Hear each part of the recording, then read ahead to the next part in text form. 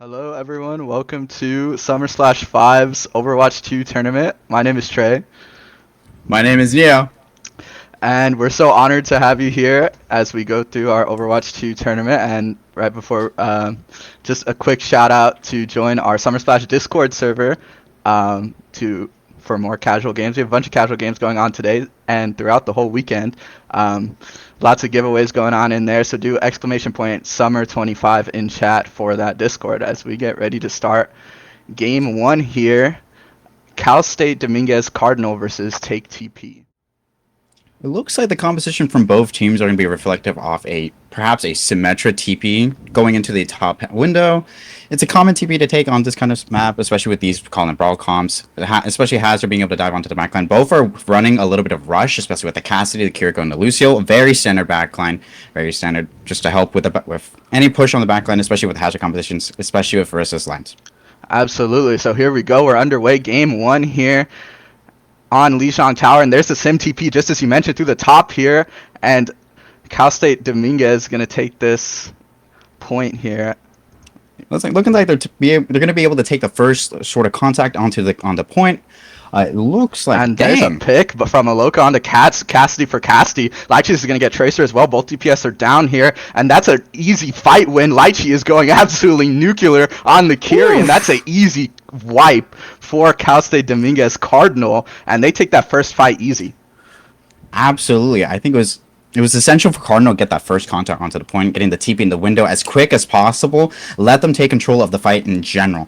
Just allow them to change the momentum of like how Take TP wanted to play this game. Absolutely, and O Project's already at 70% on that Terra Surge there, building it really quickly, and Fish Egg's getting a little bit low there, gets stunned there. Joy Thief is also going to get hit, and here's Orisa stuck in the corner on Fish Egg on the end of Take TP. It's getting a little dangerous for them. Starting to hold this point though, and Cal State Dominguez Hills is just gonna keep hold on this. The Kiri rush comes out. Lychee's gonna get an opening pick, and Aloka's gonna get Fish Egg. Aloka's gonna get two actually, and that's another easy fight as they just clean up the rest. And I feel like Lychee is doing God's work out there, and that's another easy fight as that's back-to-back fights for Cal State Dominguez Hills Cardinal. Cardinals call to use rush immediately when they got it. When Fish Egg was already on the ropes, they had dragged out multiple cooldowns from Kiriko, especially the Suzu and the TP. That kind of pressure just added on to Take TP's frontline.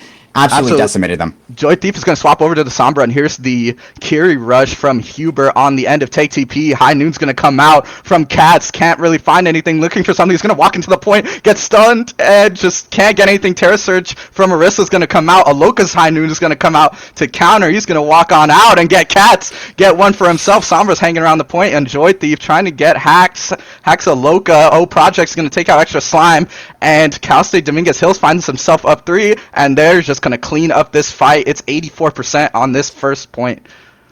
Lychee is going to fall on that little bit at the end of that one.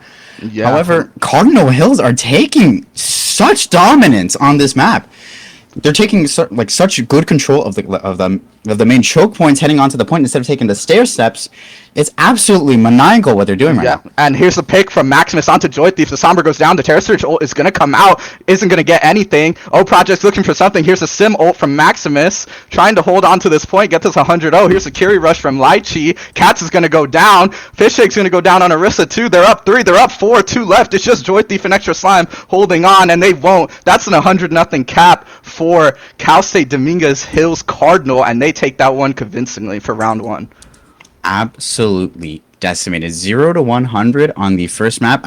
To be fair, we're testing the waters a little bit. It's a little bit lukewarm right now, but sure enough, it's going to start getting real cold real quick.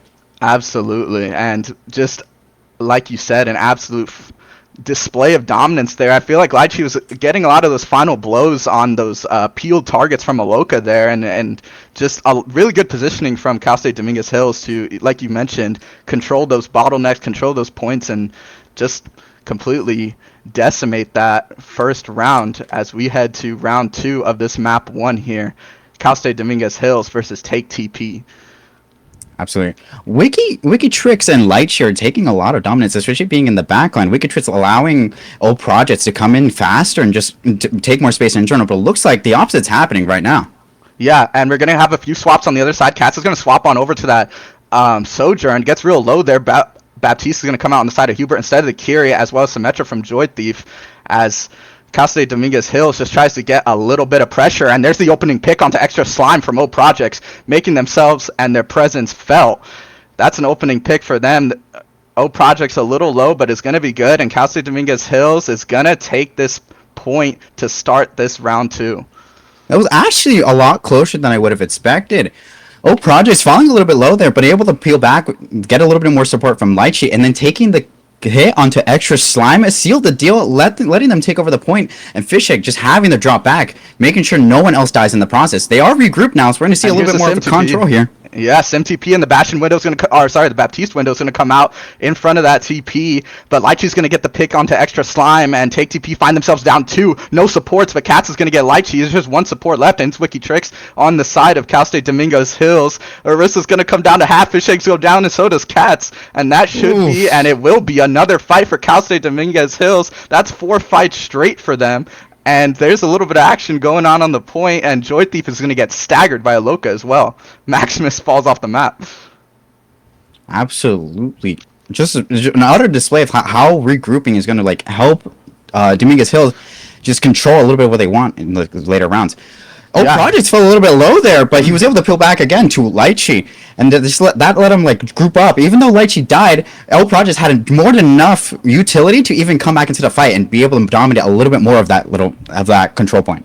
It's going to be 5 ults on the side of Cal State Domingo Hills, and here's the Kiriko ult from Lychee coming out, the Sim ult to counter from Joy Thief on the side of Take TP. Both Sim ults are going to come out. It's absolute madness on this point. 73% and ticking. Take TP trying to take it. Here's the High Noon from Aloka, looking for something, looking for anything. Is going to get Lucio on Extra Slime. Joy Thief goes down. No supports on the side of Take TP. Joy Thief goes down as well, and they're just mopping everyone up. It's 85-0 as Cal State Dominguez Hills looks to take this map convincingly, 90 and counting. Beat's gonna come out from Wiki Tricks. They're in their spawn. They're trying to make it felt. O Projects gets Extra Slime. Pressure is on, and there's a little bit of a back cap going on there. Let's see. Maximus is gonna go down. Can they pull it off? Arissa's gonna be on the point in the form of Fish Egg. Lamp gets broken by Aloka. And Aloka getting pushed out by that Orisa, and the height might be a little bit of a problem here, and Aloka finds Hubert for another. Extra Slime's going to find Lychee there, and Aloka's going to get 2, just going absolutely crazy right now. Arissa's 1v1ing Aloka on the outside. Aloka's going to go down. Really low Joy Thief. Joy Thief goes down. O Project gets 2, and they're going to take back that point. The back cap worked for a second there with the Sim TP, but they're looking to take this, and they will convincingly. Cal State Dominguez Hills takes this map 1. Both points 100-0. Oh my. That last fight with both symbols coming out was absolutely anyone's game. However, the Kitsune rush coming from Dominguez Hills was absolutely the deciding factor in that. Allowing the High Noon to be a little bit more sped up just allowed them to get more space and control more space from Take TP. Take TP could have had a chance there if they played into their wall a little bit better, but the speed from Kitsune rush just allowed them to walk right into it. Yeah. An absolute form of dominance on display from Cal State Dominguez Hills. A little bit of a steamroll there on that one, as Take TP hope to regroup for this map number 2. Take TP are generally going to have to rethink how they want to approach this brawl setup, especially into an Orisa with a rush composition. Fortify just allowing Orisa to charge into whatever they want. Projects taking great charge from both the Amp and the Beat. And Kitsune Rush, Lychee, and Wiki Tricks are absolutely maniacal backline. It's absolutely just phenomenal gameplay from them. Absolutely, and it seems like everyone on this team is firing at all cylinders. The peel from Ahsoka is just working perfectly, and O Projects really holding the front lines down there on that Orisa. Seems like they catch all the squishies out of position and kind of catch them with that spear, and just able to control that space really well. I was really hoping Extra Slime and Hubert would keep mirroring the rush composition, but instead they went into a Lucio Baptiste composition, which does work in some hindsights, but the pure speed that Kitsune Rush and Beat allow the Cardinals just to take so much control over both the choke and the actual point. It's just really hard to break that composition when there's so much frontline pressure going in and out from all the different natural cover. What would you like to see Take TP swap to in Take this? TP, I would really appreciate if Take TP would instead just format back into a Ramattra composition because they're running Sim a lot more than most teams would be. They can take a lot more objective points. Ramattra can go back into the backline. Once he builds up his perk into the Ravenous Vortex, he can start mowing down the backline, which is something they desperately need, especially when they can get the cooldowns from Lychee out, get her TP out, get her Suzu out. It'll absolutely be a really good tool if they were to switch over that kind of composition. I completely agree. Yeah, that Ramatra I feel like would patch a lot of holes. Um, but yeah, definitely probably gonna see some swaps here as we're waiting for this game two to get started here, as our players are currently banning heroes. Currently banning heroes, and it looks like we're going to have a Sim ban coming from Joy Thief. If I recall, Joy Thief is on Take TP, which is a little bit interesting of a decision, especially when I Yeah, would love them to see take a Ramatra Brawl composition with the Sojourn and Cassidy. That would be really, really nice to see, especially into Cardinals composition with an Orisa, matching the Cassidy, and matching the Brawl composition. I think it would really help him instead of going and banning Sim. yeah, yeah, and take TP going against their name. The TP is turned off. Actually, no one will be taking it as that Sim ban comes through, and we're gonna get another ban here from WikiTricks, and it's gonna be BAP. It actually looks like I can understand why they would ban Symmetra onto this. We're playing a Circuit Route, and Circuit Route is known for its long sightlines, allowing different hit scans to thrive and flourish, more specifically Widow and probably Ashe. I can understand why you'd want to ban Symmetra when Symmetra can TP you onto high ground, into different rooms, into different cover, and actually rush onto different points. When they felt Projects, Lychees, and Wicked Tricks is just full on brawl. Of Yeah. course, that would make complete and total sense. They do not want to face the Wrath. Yeah, absolutely not. And like you mentioned, the map pick is in, and it will be Circuit Royale. We're going to be starting, and we will get ready to enter this map too, as Cal State Dominguez Hills finds himself up 1-0 after back-to-back 100-0 caps. A flawless game, if you will, from Cal State Dominguez Hills, and Take TP looking to even up the score here as we head to Circuit Royale. Now, Circle Royale does favor a little bit more toward brawl compositions. I can see a poke composition coming out with a Sigma, perhaps maybe keep with the Ramattra and be able to play corners a lot more agilely. But a Hazard and Winston compositions aren't too bad here. We're in a meta in Overwatch where there's a lot of compositions that can flourish and do incredibly well. Recently in the OWCS with the Esports World Cup, we saw Hammond come on a lot for different maps. So it's just that versatility that you're allowed to have on this current state of Overwatch that I would really, really hope to see. Yeah. And here's Aloka swapping on over to that Sojourn from the Casty. Cat's going to start on this Widowmaker, Joy Thief on the Sojourn, and Hubert Baptiste is no longer there, so the Juno comes out and Fish Egg on the Ram, just like you mentioned. I'm actually kind of enjoying this composition. So it's a double speed control. It lets them get into like different angles that they need to. Cats being able to control very long sightlines and very obscure angles just being scoped in, and Joy Thief being there to support Fish Egg and whatever target they would like to bounce on. Project sticking on with the Orisa, something that's just very safe, very controlling. Maximus is going to be a little bit of a problem, especially with their walls here. So here we go. Let's get going into this map. Number 2, Fish Egg, getting us started on this Ramatra and holding that bridge, as we all know. And they're going to try and inch this payload forward and even up this set as they find themselves down 0-1. That is Take TP. It looks like Take TP is taking a very, very simple approach to this. You're just crawling up, inching up. Project is controlling that high ground, but looks like they're going to start meeting them right now. Yeah, and here's Ramatra trying to go after the high ground. Into Nemesis form he goes, and Kiri's going to swift step away. Maximus is going to get the Icicle headshot onto Cats for an opening pick. An absolutely beautiful Icicle, but regardless, Take TP is going to push this payload forward as they hope to even it up here. And Fish Egg gets real low and has to pop that Nemesis form. The Maywall goes up. Aloka's going to find Fish Egg, gets caught out there, and that's an early fight win for Cal State Dominguez Hills. And they're maybe up in their spawn a little bit, wanted to find that pick, but I wouldn't knock Take TP though. They had a very good start going up to that corner when the payload, especially when Projects gave up that much space. Instead of playing that deep corner, they elected to play the high ground so they control more dominant space into that first fight. So here's a hyper ring going out here as Take TP tries to close a little bit of space. And Cats, keep an eye out back there on the Widowmaker, looking for a headshot, trying to find something onto that Sojourn of Aloka. Cats is low though, and Joy Thief gets hit. And Maximus goes into the Ice School. No more Ice School for that. Joy Thief, everyone on Take TP is so low. They're trying their best to keep him alive here. And Cal State Dominguez Hills Cardinal just holding the ground here on this corner, but they're going to take that high ground and trying to make something work here. They're finally switching up the high ground. Now they're playing the corner a lot more effectively here. Ooh, Lychee getting a big pick on the Cats. Lychee onto Cats, and we were talking about how they're getting a lot of those final blows last game. Aloka's going to get Joy Thief on Sojourn, and it's just going to keep pushing them back here as a minute and 47 ticks down, and Fish Egg's going to get staggered. A beautiful Maywall from Maximus to cut him off from everyone else. What's incredibly unfortunate here is that Extra Slime isn't getting as much eye as I would hope he would be.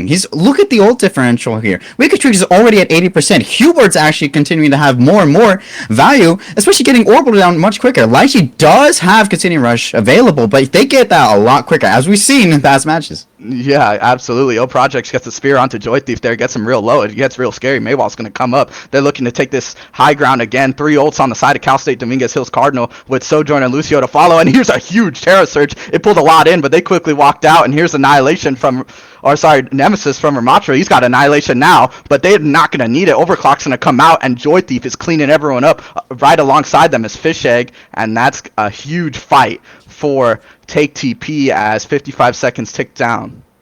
And actually really even ult trade here. Hubert having to use Orbital there was incredibly necessary, at least in my eyes. And then we saw Joy Thief come up and just absolutely blast everybody with Railgun. Maximus using Blizzard as a last-ditch attempt. It was a little bit rough there. However, we are rooting a little bit here for the underdog. TTP is in a very rough position here. And here's the touch, and here's Lychee's ult. The Kiri Rush coming out, beats ready. Aloka's got Overcharge ready to rip. Annihilation on the side of Fish Egg. It's going to come out. He's going to be blocking in the corner. Maximus stuck behind him. Joy Thief is going to find it. Beat's going to come out from Wicked Tricks. Aloka's going to find Fish Egg, and they're going to... Cal State Dominguez Hills is just going to keep pushing them back.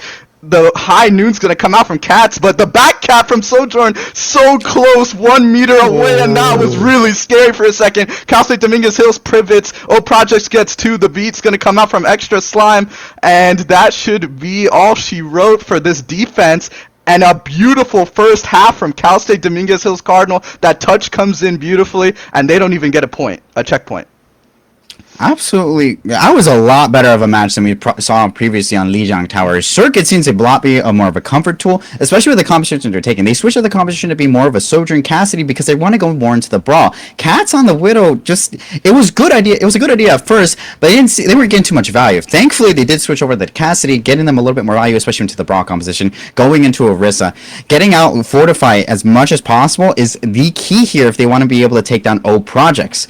Wiki Tricks are having a lot more value here on the Lucio, building up beats a lot faster, at least in my eyes, against Extra Slime. Extra Slime having a lot of difficulty trying to build up into a beat is really killing Take TP over here, because Hubert being able to build Orbital a lot faster, it shouldn't really necessarily happen, especially when Lucio can provide a lot of utility going into dealing damage, doing a little bit of healing, but especially with that speed boost, getting assists are going to help him a lot, get him an extra ultras, but that's just not happening with the positioning errors that are coming out.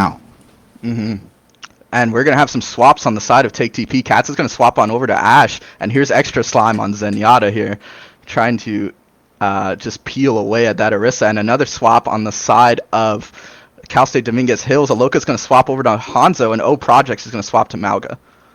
It looks like it's a... Oh, actually, we spoke too soon. Unfortunately, I was hoping for a Mauga composition because Mauga is a much more difficult hero, especially on this map, Circle Royale, that varies along sightlines. It's hard to close the distance, especially when you don't have your perks up.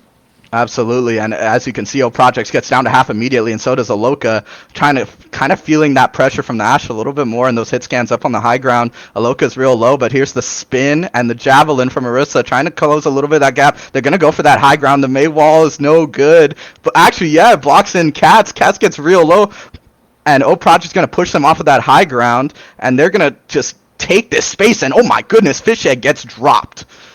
We're going to see here how valuable Cardinals put onto the high ground onto this first like corner and first fight. We saw that Fishek was over lingering toward the first corner, just trying to take as much curly content as possible, hold him back as far as possible, just as you would typically think you would want to do, like on other minds like Esperanca. Yeah. However, O Projects and Maximus calling to take over that high ground was detrimental to take TP. It led them to take a really bad fight. So here's the Curie Rush on the side of Lychee, and they're closing this gap quick. 2 minutes and 50 to go. Up Project is going to find extra slime. Fisheg's down again. They're up 2. Cal State Dominguez Hills, they're looking for another easy sweep, and that's going to be map number 2. These games are flying by. Cal State Dominguez Hills Cardinals up 2-0 in very quick fashion on Circuit Royale here. A very quick first point from Take TP. Take TP, I feel for them, man. I really like the ingenuity they wanted to do with the Matcha composition, but if they didn't ban Symmetra, it would have worked a lot better, especially if their Lucio was able to get a little bit more value with assists and such. It seemed like he was trying his hardest, but he just wasn't getting as much value as Wikitrix at taking that high ground. We saw a lot of positioning errors from Take TP, and that just kind of goes to show Cardinals being a more organized team, they could rely a lot more on their own supports to take those different high grounds, take different utility away, take a lot of pressure away from the tank, as opposed to Take TP. Yeah, I really like these supports on the side of Cal State Dominguez Hills Cardinals. I mean, everyone is firing absolutely and going nuclear, but I really like the way, and as you just mentioned, it feels like they're doing a little bit more than their job position says right now, and they're really stepping into just being useful in other ways other than just healing, right? Like you mentioned, taking away a bit of that utility and finding themselves in favorable positions to even get some of those opening final blows.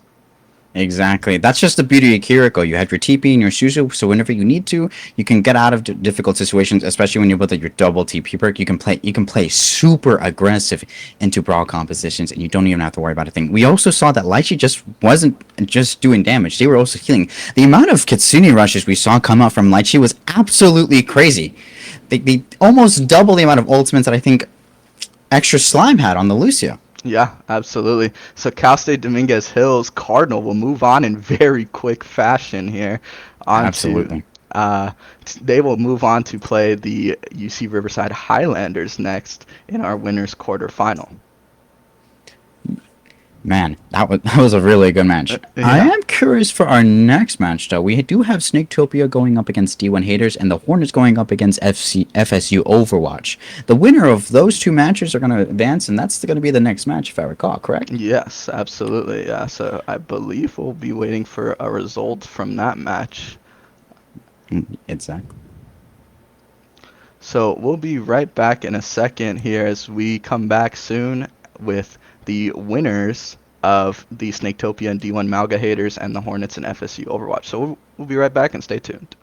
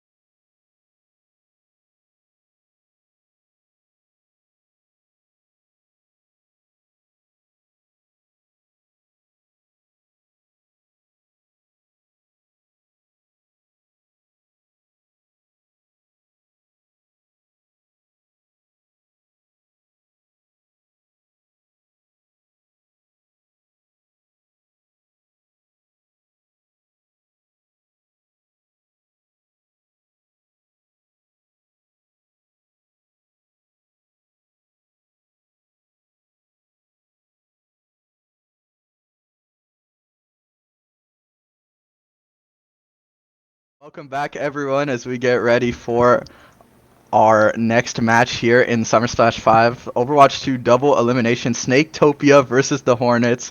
We're going to get ready to head into Busan here. And right before we get started, I just want to remind everyone that in the Summer Splash 25 event Discord, we are doing casual games and giveaways, and lots of them. So please type exclamation point Summer25 in chat for the Discord link for a bunch of fun games and giveaways to win a bunch of free stuff. So here we go. Map 1 on Busan. It's Snaketopia versus the Hornets. Yeah. Absolutely. This is So, going to be a lot of fun. Especially absolutely. because the past 3 matches that we have seen happen have been straight 2-0s. In fact, every single match this tournament has been a consecutive 2-0. UCR Abs- Highlanders and Cardinals should be a decently hard matchup, so I'm hoping to see like maybe a 2-1 there. But yeah, it's going to be a little bit of a fun show today, aren't we? yeah, both of these teams came out of a respective 2-0. Want to be on that Doomfist on the side of Snaketopia. This was exactly what I was hoping for earlier, so we could see the versatility of having different compositions. We Absolutely, and have Colin's going Paco to on get 3. picked really quickly. Sorry to cut you off there by Wannabe. No, And you're just absolutely chilling. controlling this middle space really well is Wannabe on that Doomfist. Paco's going to get Neb on the Hazard, and just like that, Snaketopia find themselves up 2 real quickly here as they cap this first point and take that first fight. Want to be taking a little bit of an aggressive space here, but they're going to be chasing down the Kira. Hopefully, she has used the Yeah, TP while climbing to see if he get out of her. and However, Fangblade does go down, unfortunately. Fangblade just a little way overstepping there, didn't have the cooldowns ready, and no one was even close enough to swift step even if they had it. Paco goes in, and here's Doomfist going in, and Lucio is going to get the boop kill onto Eros there on the Tracer, and Zinnia's cleaning up, but he's going to get traded out by Neb on the Hazard there. But Paco and this comp is working extremely well for Snaketopia here. 24% and ticking. Here's Doomfist leaping onto Claims, but Claims is going to go down to a Fangblade Kunai anyway. Absolutely, we're seeing a lot of a very very creative composition, especially with the Doomfist going into the Hazard. They're running very similar compositions. Paco being on the Reaper and Arrows being on the Tracer. So they're running maybe perhaps a dual hit scan DPS, while the other excuse me, but Snaketopia is running just a hit scan and a flex DPS setup, and they're both being in sort of that brawl territory. And Paco just used the Wraith Step to get in and couldn't get out a kill earlier as Eros is going to swap on to Genji here for the side of the Hornets, and 60% and still ticking as the Hornets have yet to win a fight, and this pressure by Wannabe, excuse me, is just really being felt as Hazard tries to knock him off the height, and they will. 94% on that Doom ult. The verticality Wannabe has on his Doomfist is allowing him just to get into very, very, very cool, like, just regroups with his team. Neb is running a little bit more of a meta composition. And here's the Meteor Strike coming in as well as both Kitsune rushes. Here's the Meteor Strike slamming down. Not able to find anyone. Vizinia is going to get Eris. And here's the Hazard ult, the Downpour to come in. It's going to get Lucio. Wannabe's going to get Claims. And it's just Neb and Colin left. Excuse me, it's just Neb left. And he's going to go down as well. And that's 90%. They capped the point flipped for a little bit there for the side of the Hornets. But they're scrambling to get this touch here. Let's see if they will. Snaketopia having just a very fun time here. I'm really enjoying Wannabe's play here. Having that Doomfist composition, like I said, is just it's very cool. It's very creative. It's something I've wanted to see. We didn't see it last match because it was a simple brawl, but we do have that like fluster of different compositions that worked out here. Wannabe's Doomfist is working really well here, especially with the hit scan and the flex DPS setup. It's changing. It's a dynamic change that we desperately needed from last match. Yes, absolutely. And a pretty convincing round 1 on the side of Snaketopia there. And Wannabe's going to switch off that Doomfist onto the Winston, even though he was so oppressive. He makes a swap here, and Paco's going to get the Sim TP ready to go in. It's the same thing I was saying earlier. We're in such a healthy state that different compositions can just work if you try them and when you put them in really good applications. The Hornets are running a very meta composition. This is from past metas.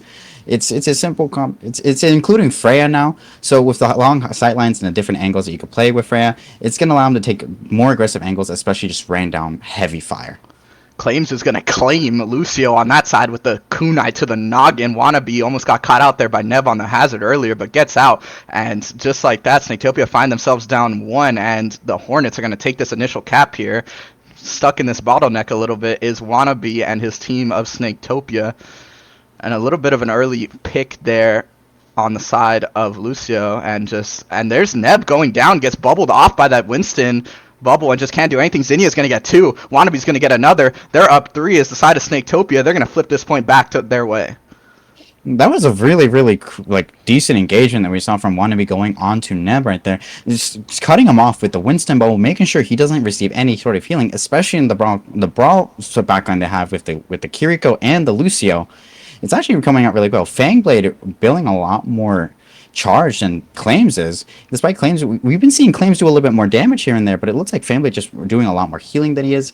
He's getting a lot more value out of the Kitsune Rush. Eros is going to get picked just as that Freya ult comes back. Fangblade's got Kitsune just about now, and that's an opening pick for the side of Snaketopia as they look to get more. Collins real low, but so is Wannabe. Fangblade's going to get Colin. Claims is going to get Tracer on as Paco. And a little bit of chaos here as Fangblade finds themselves stuck, uses Suzu and Swift Step to get out and heals everybody up. Oh my. I'm really confused about the switch from Neb to going on to the Winston. He's trying just to counter Winston, but I don't know if the composition is just right for it, because Wannabe running around with a Paco on the Tracer is really isn't a bolo shot coming out. Hopefully it's going to be able to close out something. Wannabe getting Colin there. Yeah, Eros is going to pick up Zinna, and here's the Fangblade's Kitsune to go out, and Lucio's going to catch Neb on that one. They're just cleaning it up. Wannabe was pressuring that backline really well that entire fight, and Wannabe's going to get both supports, Cozy and Claims. He's going to get 3, actually, 70% and ticking, as Snaketopia look to take this map 1. Or, sorry. Really? Oh, you're good, absolutely. We still have a bit of a game here. Snaketopia haven't exactly won. They are on 80%. However, Hornets did get the first content. They did win that first fight. I'm really disappointed that we didn't get to see more hazard out of it, but I do understand the switch needing to happen. 4 ults on the side of Snaketopia. They're looking to let it rip. Zinnia is going to hit the overcharge. Lucio's going to get Neb, and Wannabe's going to get Colin. They find themselves down 2. Primal Rage is going to come out. Zinnia's going to go down. Fangblade's going to get the other Kiriko on Claims. Tracer still got Pulse Bomb, and Lucio's beat's going to come out, and that's going to be a really clean win for map number 1 for Snaketopia. Awesome game right there. And just kind of clinical on the side of Snaketopia, as we see that the Doomfist and the Winston both worked in harmony perfectly across both points, just constantly the Hornets just constantly feeling Wannabe's presence on both characters, whether he's punching him in the face like we see here on the Doomfist, or pressuring that backline with the leap on Winston, and just a really well played game from Snaketopia there. Absolutely. It's the backline core is working incredibly well. Fangblade and Fish for Hose doing God's work for Snaketopia. Wannabe being able to be as flexible as he can, going on to Winston, going on to Doomfist, being able to regroup really well. It's just really working out for them. Claims and Cozy Snow are doing a great job, but Fangblade and Fish for Hose, they're keeping up really well. They're taking a lot more value than they are, than Claims and Cozy Snow are, and it's just not working out for Neb in that kind of manner. Yeah, kind of like how we saw in that game earlier, we saw in round 1 with Cal State Dominguez Hills, that those supports are doing more than they're asked, right? And really making themselves felt across the game, and yeah, just being present and doing a really good job. Great big shoes to fill here. I'm really enjoying how both teams switched it up. They still keep the brawl composition in the backline. However, they're switching up DPS or switching up tank just to fit their needs. Instead of being a brawl composition, sticking with Orisa like we saw just a big old mirror last match. Yeah. We're seeing a lot more versatility that were coming out of the tanks, which is exactly what I wanted. Exactly what I wanted. Out of my wit's end right here, but yeah, no, that's absolutely what you want to see in a game of Overwatch. I'm sorry, but I'm counter swapping all day. I'm doing everything, and it's nice to see. It wasn't just a mirror match there. We did see a Winston mirror a little bit, but yeah, just toward the tail end of that second point there. So the map pick is in, and it will be Circuit Royale for this game 2 here, and the first ban will come on, I believe, the side of the Hornets. Yeah, the Hornets, I believe, are going in. They're going to be picking Widow. Yeah, and Yeah, on pretty the other interesting. side of things, Snaketopia will be banning Ram. So those are our hero bans for this Pretty game. interesting. And what do you think about those bans?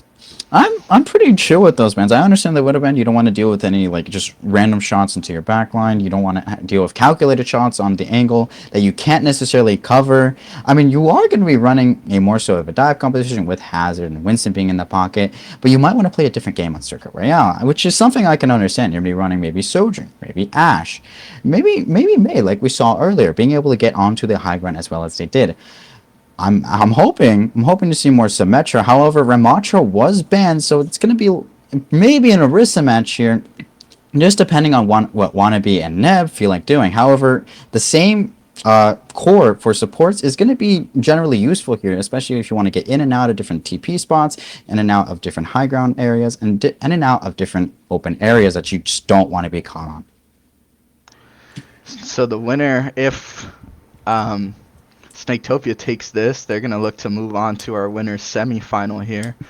But it is a double elimination, so the loser of either, whoever loses this, still has a run to go down, and I believe they would play um, the winner of D1 Malga Haters and FSU Overwatch, which are currently going on in the losers. Exactly that. I'm really, really hoping for like just here, like I mentioned, a different composition, aiming for more Sojourn, aiming for more Ash, aiming for May here. Like those are some phenomenal picks that we saw last match that really worked out in the favor of both teams because it was actually like a decent match. Of course, Carl knows where to pick it up incredibly quickly, but Take TP actually put up a really good fight. Like I mentioned, I really wanted them to keep the Symmetra so they have the versatility of that TP. It is so essential in these kinds of maps, and it just works out really well, and it's super satisfying when you see a really good sim be able to manage that kind of stuff. Absolutely, and let's get ready for game two here as Snaketopia finds themselves up one in this best of three. Neb's going to be on the Orisa, and there's that May, just like you mentioned, on the side of Colin, and Zarya on the other end of Wannabe. I just mentioned the counter swap, and they knew what was coming, it feels like, and there's the Zarya. And as a Zarya player, I love it. Absolutely, it might be just a simple comfort pick, but I also can see them playing the angle, playing just that first corner there. Neb is playing very aggressive, which is something we didn't see from the last match against Cardinals. Cardinals were playing more so on that high ground, but they took really good control. They can drop when they want. They were able to contest the TPs whenever they happened. And Paco gets stunned right out of the rip by that javelin from Neb, and he almost caught a life Neb. And here's going to be the initial push. Snaketopia looking to play this defense well, and the Zarya will come out. And not too much emphasis on the high ground here, playing that low ground a little bit. And here's the Genji going in on Cozy Snow, gets the opening pick there, and Zenna's going to get two on Oh Cozy Snow my and days. Colin. Neb's going to fall to the Zarya as well. And oh my goodness, that is a team wipe in seconds. Absolutely crazy play by Zinnia. Really good Genji gameplay. As you can see, he got crazy ult charge off of that. 42% in just the first minute, dude. Yeah, That's not bad. That's actually really, really decent. Especially the competition in the running. Zarya like allowing Genji to be a little bit more aggro than he'd want, just backing him up with bubbles, gets him in a really good position to take advantage of those backlines. So if you swaps on the side of Snaketopia, Neb is going to respond by mirroring the Zarya themselves, and Genji's going to mirror as well from Colin. And here's the fight going down on the first checkpoint, 2 meters to go, and just Colin getting beamed down by Zarya. Bubble's going to go out, and Paco on that height just causing a little bit of issue. They're going to dive on this Baptiste. Lamp's going to come out. Paco's going to get Neb. Lucio's going to go down on Cozy Snow, but Claims is going to kill Fish for Hose. And there's Colin going down, and that should be the fight, and it will be cleaned up very well as here's the Hornets taking that first checkpoint here on Circuit Royale. The Hornets, I believe that's Snaketopia, if I'm correct. Snaketopia taking Am I tripping? Snaketopia is Wannabe. They switched sides just because of Okay, whatever. okay, Right? yeah, But yeah, Wannabe is Snaketopia. yeah. Just to make it Yeah. abundantly clear. They were able to dissect the Hornets really well. They were able to double up on just individual background supports and just get so much value off that dive. Wow, and the grab from Wannabe comes out. It pulls him in, but he just gets caught out anyway. Nev's going to get Zarya for Zarya on that, and the BAP window is ready on the side of the Hornets. And the Genji Blade is going to come out. Zena's going to get Eros on that. Here's the Juno Beam as well. And they're going to keep cleaning this up as they've been all game. 4 minutes and counting, but they're going to take this second checkpoint. It'll get real close with ease. It's actually coming out to be a really decent match. Wannabe dying the first time there, but being able to come back really fast, especially with some taxi, just letting in the reposition really quickly. They are mirroring compositions here. Yeah, they actually are like mirroring really well. And Cozy Snow's going to go Lucio for Lucio on that. The beat's going to come out as well as the window from Claims and Cozy Snow. Eros, and here's the Hornets starting to bite back a little bit. Eros is going to get 2 on Fangblade and Paco, and they kind of stifled the bleeding a little bit there. Arrows stinging back. Neb getting a little bit of pick on the Xenia there. It's helping out a lot. Just keep the Hornets back into the game, especially when Snaketopia had a really, really, really good first point objective. They claimed more than halfway of the second point, which in my eyes is actually a really good start. But it's coming out. The switch over right now. And they start to flip it the other way. Wannabe just starts walking everybody down and just is going to get 3 on that Zarya with the help of Paco onto Eros, and there's the second checkpoint for Snaketopia as Wannabe is just still going crazy. He wants more. Absolutely. He is wanting more, and he can get more. He has no worries because he has just very good utility on the side of his supports. We are seeing a bit different support instead of the Kiriko and the Lucio. It's actually coming out really cool. I'm liking the double speed boost. I'm liking the speed control. It's really helping out in this close quarters combat, bro. Beats ready to go on the side of Fisher Hose for Snaketopia. Here's the grab coming out from Neb, and as well as the beat to counter from Fish for Hose. Make sure nothing is able to happen off of that, and Wannabe's going to get real low and will die to Neb. And here's the blade from Eros as well. Neb's going to end up getting both. And just kind of running everybody back a little bit here as the Hornets begin to slow them down just for a fight, slow Snaketopia down. Hornets pushing up a little bit just to make sure they can maintain as much space as possible, because you can see that payload is already halfway there. But we are going to see Neb just struggling to keep up his bubbles a bit. Speed control coming out. They're going to push up a little bit into there. We do hear Grav come out. Yeah, so Grab from on the end of Wannabe. It's going to get Claims as well as the Lamp. Eros is going to get Wannabe on that. Here's the overclock from Colin, and he will go down. Paco in overclock as well. Neb will kill themselves. And the little Genji and Juno's helping out in that side room there.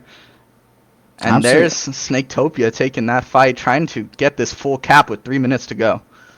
It looks like we're not swapping because we need those perks, and those perks are pretty valuable in this last little stretch, especially with 3 minutes on the clock. Switch can happen after. And it looks like Window's going to come out because they really want to take this last stand. Absolutely. Colin's going to get the pick onto Fisher Hose. Lucio's down on that. Blade's ready on the side of Xenia, but he's not going to let it rip. Actually, maybe. Here's Wannabe getting Cozy Snow. Both Lucios are down. They're going to get a little bit of space on the side of Snaketopia, and here's Xenia's Blade, just as mentioned on cue. And Eros is on Fangblade. Needs a little bit of help back there, but it doesn't matter. They're going to get the full cap anyway. 2 minutes and 36 seconds to go as Snaketopia have a great offensive half. Absolutely, like just really, really good time back coming out from Snaketopia.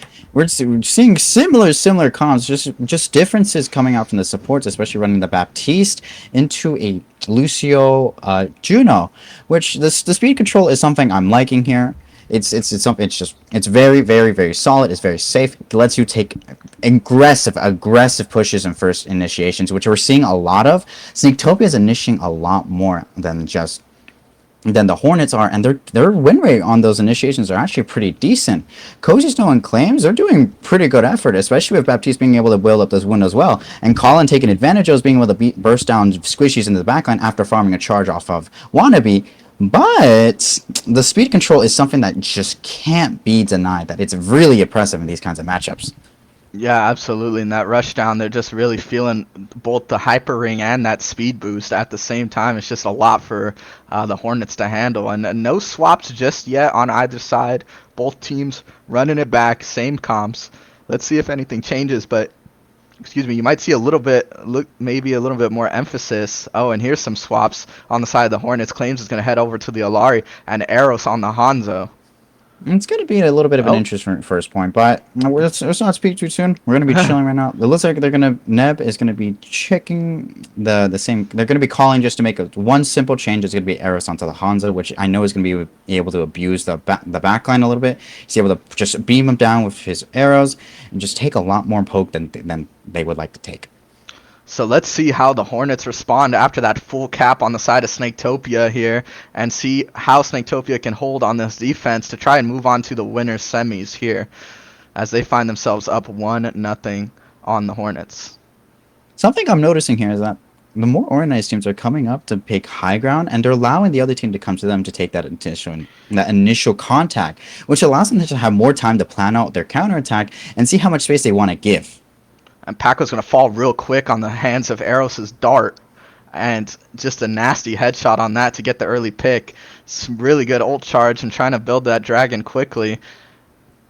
Absolutely, that dragon is going to be building up really quickly, especially because Hanzo just builds his ultimate really quickly, and it's working in his favor here, especially into the Zarya matchup because there's no shields, there's no like deflect coming out for them.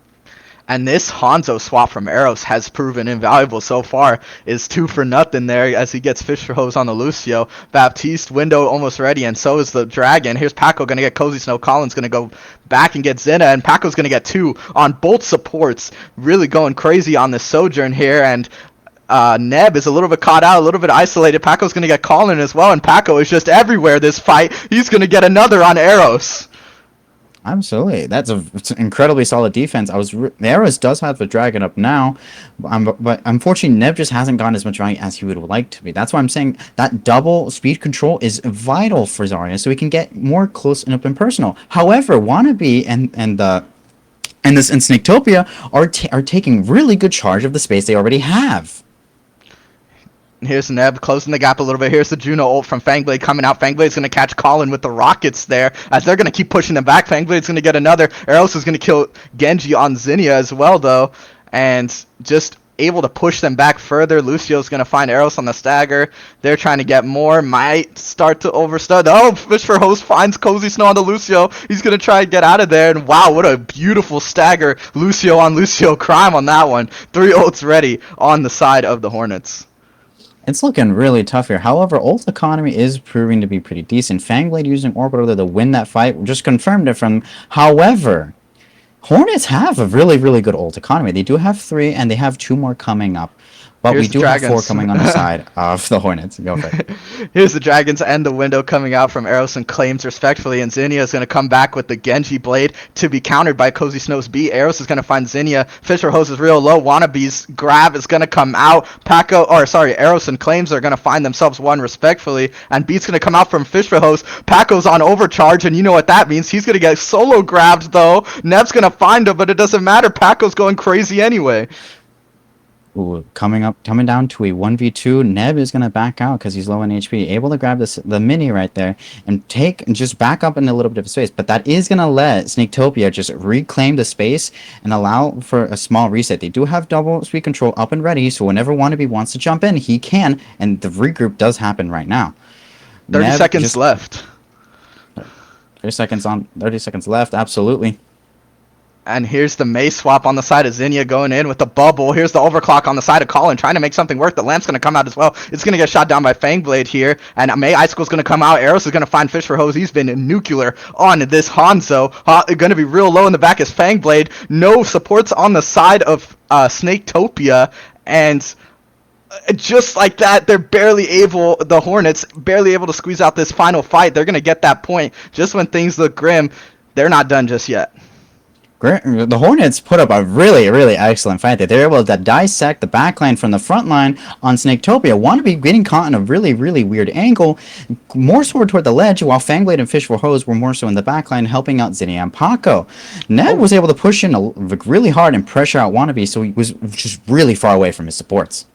And Zinnia is going to swap on over to the Hanzo, and he immediately finds the other Hanzo on Eros. And here's Snaketopia starting to push back into their spawn here. They want everything right now. Zarya's low a little bit in that mini room there, as you mentioned. Claims is going to go down to Paco, but Nevs is going to get the trade. Here's Eros finding Zinnia, swapped on over to that Pharah.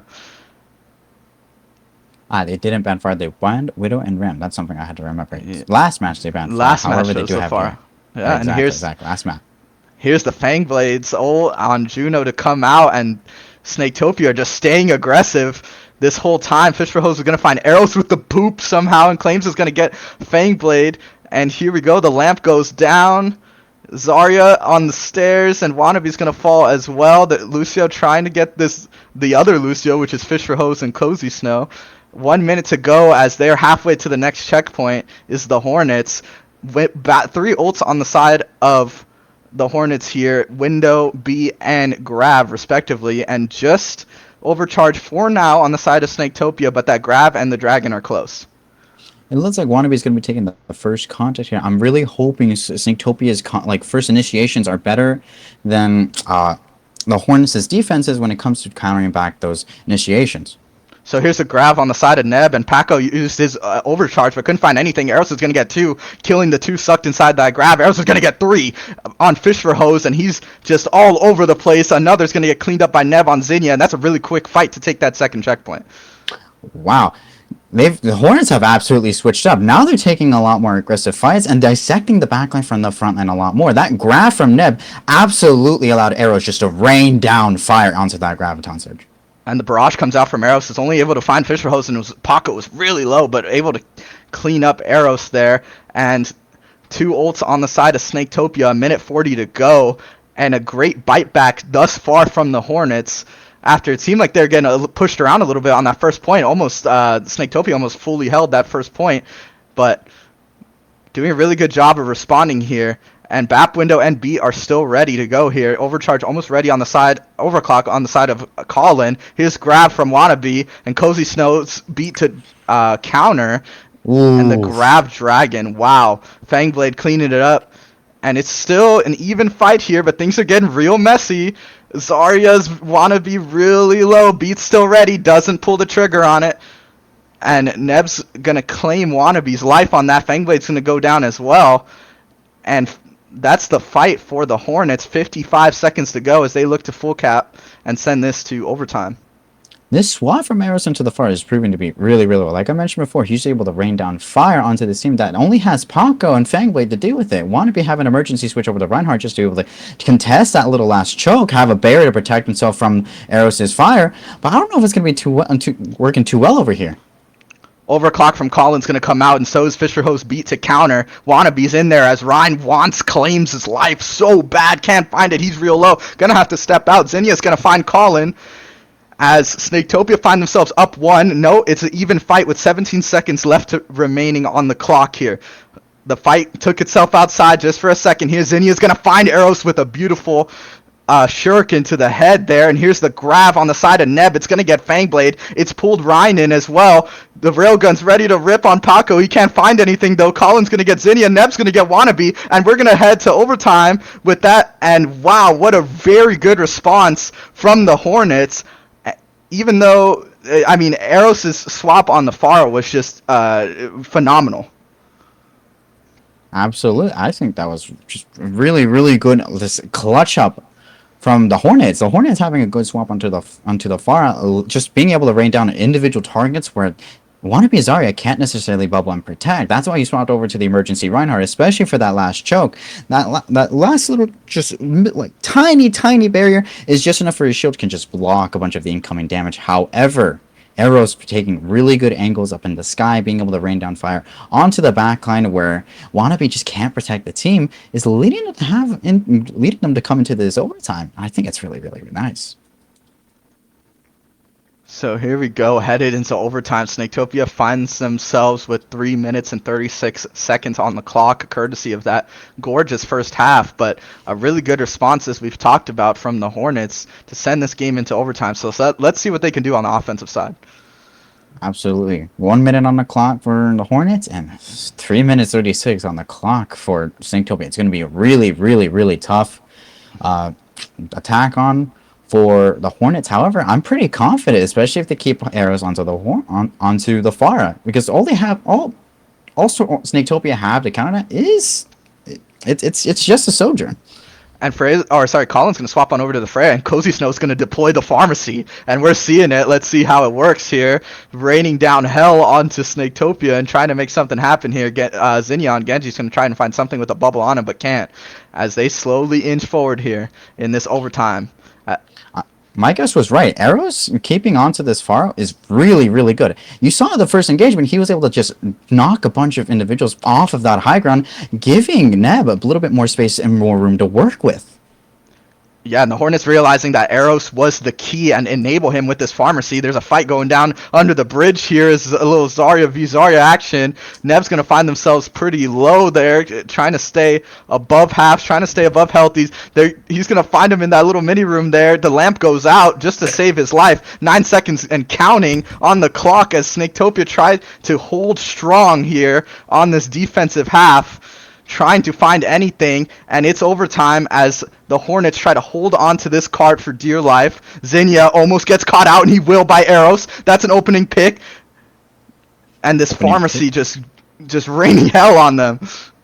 Absolutely. It's really tough to counter this, especially if there's no Widow. You have a couple options, but in such a very big, a long stretch of map as this, Cassidy doesn't really do as much because the damage fall off. Ashe isn't able to do as much because of the damage fall off and how long it takes to build up Bob. So your only real options are still Paco, just to keep on the Sojourn. We do see a swap into the Ashe. You see if they can counter the Devour Mercy, but it's going to be leading up into overtime here. Yeah, absolutely. So there's the Hornets capping that first point here. Doing a really good job thus far on this offensive side of things. Bolt support ults are ready, and Eros has got that barrage ready to fire as well. Paco's close to the overclock, 90%, and bolt supports are there, and here's the barrage. Not going to get anything. Blocked by that Reinhardt shield of Wannabe, and just saves everyone from that. Absolutely. Valkyrie's ready to rip. Both windows are going to come out on the same time. Zinnia's going to find claims, and Paco's going to get Neb here. Snaketopia starting to bite back a little bit. Here's the beat. It's going to come out from Fish for Hose, and they're going to clean it up, and they're going to stop the bleeding there real quick, just shortly after that first point. Absolutely. A really, really, really rough overtime for Snaketopia. They had to switch into a bunch of emergencies. They went over to the Baptiste, they went over to the Ashe, see if they can do anything to take care of this Pharah Mercy, because it's really, really oppressing their backline, especially with the space that Ned's able to claim off of the damage Eros is doing. It's just really, really good gameplay coming out from the Hornets, but Snaketopia being able to counter back, and hopefully they're going to be able to hold on to this lead. They do have 3 minutes and 3.5 minutes into the bank, which is really, really strong here, but the Hornets getting 1 point off in 1 minute, that's pretty decent. I'm actually really happy at how that's coming out. Yeah, absolutely. If I'm on the Hornets right now, I'm very satisfied with that. A minute to go, they get a point and a little more change to go with that too. But 3 minutes and 36 seconds, can they hold strong to take this map number 2 and send us to a game 3? And Wannabe's going to go to the Rhine, and Zinnia is going to actually swap to that Pharah. A bit interesting there, and Eros is going to go Mei as well. Absolutely. I'm liking the compositions that we're seeing here. Wannabe maybe sticking on the emergency Reinhardt, see what he can do to counterback Eros' Pharah. However, it does look like Eros is going to be on the Mei, which is actually really strong. Also into the Reinhardt, just zone him out from his team, and just make sure he can't get value from his pins. Zinnia is going to actually swap on over to the Ashe here. And as we get going, like I mentioned, 3 minutes and 30 seconds was on the clock for the side of Snaketopia, trying to send the Hornets over to the loser bracket and move on to our winner semifinals. Here's Ryan's Wannabe and Paco trying to take this high ground, and they will. The Hornets just kind of giving it up a little bit on that side. Exactly. I'm really disappointed that the Hornets gave it up so fast, but I know exactly why. They understand that they need to give away some space in order to retain their team and retain their numbers, which is incredibly smart to them. I wouldn't knock them too hard for losing out on all that space, especially when they lost high ground like that. But Neb is able to take care of it really quickly. And Neb almost gets caught out there. The lamp has to come out just as an emergency. Was a little close on that one, and Snaketopia is just going to keep pushing on forward. The Fire Strike's going to claim Colin's life. He's going to get a pin on the Eros as well. That's both DPSs down to the hands of Wannabe, and just absolutely phenomenal Reinhardt gameplay. They're going to take this first point with absolute ease here. 2 minutes and 30 seconds to go to try and claim this game for themselves. Colin switching over to the Frey over here, hoping to maybe build up more ult charge a lot more quickly. They all have their perks up and ready, so they're going to be making full advantage of their heroes' kits. But they have a really, really, really close like point to have to contest here. Yeah. Baptiste window's ready, and here's the shatter going in, but it's not going to get anything. The window's going to come out. Paco's going to get arrows. The lamp from Fangblade's going to come out. Fangblade's going to get Neb, and no lamp on the side of Claims as well. And here's the overclock from Paco, and that's all she wrote. The Snaketopia will move forward to our winner semis. A really, really clean overtime to quickly end that one, and they're going to find themselves with a 2-0 victory over the Hornets. Absolutely, a really, really tough final point from the Hornets. They just weren't able to pull it out. Snaketopia taking really good advantage of the positioning off of Neb. Neb taking a very, very aggro position here. You can see this play of the game. Okay, this is an entirely different moment. However, it looks very similar based off that window position. The window positioning coming out from, if I recall, it is Fangblade. Yeah, Fangblade's window right there allowed Reinhardt wannabe to just unleash some fire charges he had stored up, get double the damage on them, or at least a little bit more damage on them to go right into the backline, as well as Neb. And we saw in that last little fight, Neb dropped down incredibly quickly, and we didn't see a lamp come down because of the position he had. He was so deep in there that it would have been really tough to actually like help him out there. Koji still had to have jumped and send in a lamp, but that would have been the very last second. It's a really weird call from the Hornets. Yeah, I 100% agree, and that will be a 2-0 pretty decisive. That was a great game too, but nonetheless a 2-0 victory from the side of Snaketopia. They're going to move on to our winners semi-final as we wait for the winner of UCR Highlanders and the Cal Dominguez Cardinals to Dominguez High Yeah, Cardinals. absolutely.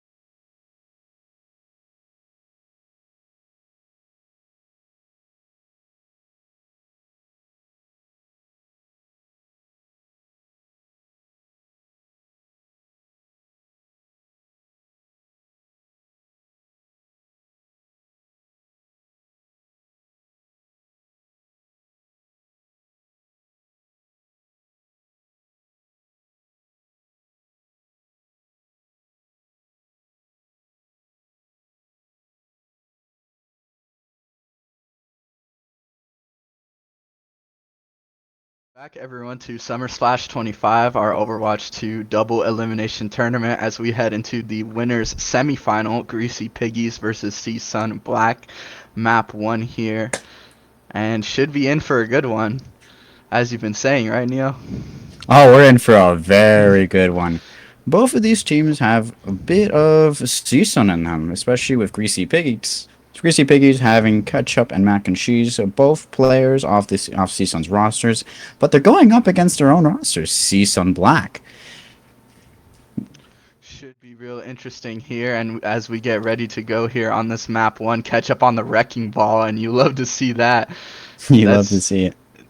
it's just I love when I see variety. We can talk about it all day. We've been talking about it all day, just the versatility of different tanks and different lines, especially with what we're seeing here. We're seeing the same Kiriko Lucio line from both teams, but they're just playing very, very different compositions here.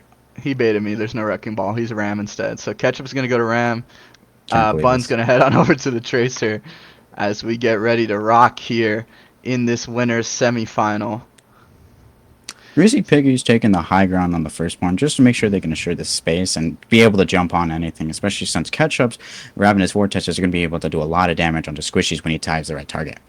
And Scavenger's gonna have the high ground here. Tracer zipping around. That's Bun back there trying to make some havoc in the back line, and they're just holding this high ground is Greasy Piggies, but Brugnugget is gonna catch out Tracer, which is Bun as Seasun Black find themselves up 1 here early. Real low are the members of Greasy Piggies, and there goes down Ketchup, Mac and Cheese to follow, and a really clean fight thus far from Seasun Black.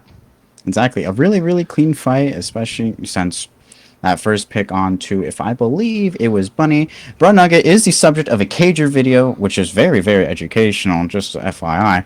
Brown Nugget's Sombra is very well known as a rising up and coming star into the small streaming space, just to put his name out there. And Scavenger's gonna get an opening pick onto Mount Fiji there. Lucio is gonna go down. Here's the Nemesis for him from Ketchup, trying to get a little bit of pressure, a little bit of space back. He's gonna find Kiriko on Shroom Soup there, and he's keep going. Ketchup wants more. He's gonna find another onto Brunugget. He's gonna find a third onto IALTS on the Genji, and he's just cleaning everybody up. Down goes Cheddar, and the point's gonna flip the other way toward Greasy Piggies. An absolutely really good flip from Ketchup. This is exactly what I've been hoping to see. Ravenous Vortex coming down, especially while Ketchup has his punch out, he has his Nemesis form. It's just mows down Squishies, especially when Soup didn't have his TP or Suzu out. The pressure that's coming out from Greasy Piggies is enough to get those cooldowns out so he doesn't have to worry about them later. Both Katsunes are going to come out, and Scavenger's High Noon will follow, but it won't find anything. Cheddar's leaping around on the Winston. He's real low. He's going to go down. Mount Fuji's going to go down to Ketchup as well. Ketchup just running around, punching everyone in the face. Shroom Soup's going to jump off the map. And Genji, IL trying to find something, won't find anything. The fight's over, and that's another fight win for Greasy Piggies there. A really clean reset, which is something they really need, especially since Cheddar went down so quickly there. It was just really, really aggro push into a Kitsune rush. It looked like it was from the side of Seasun Black.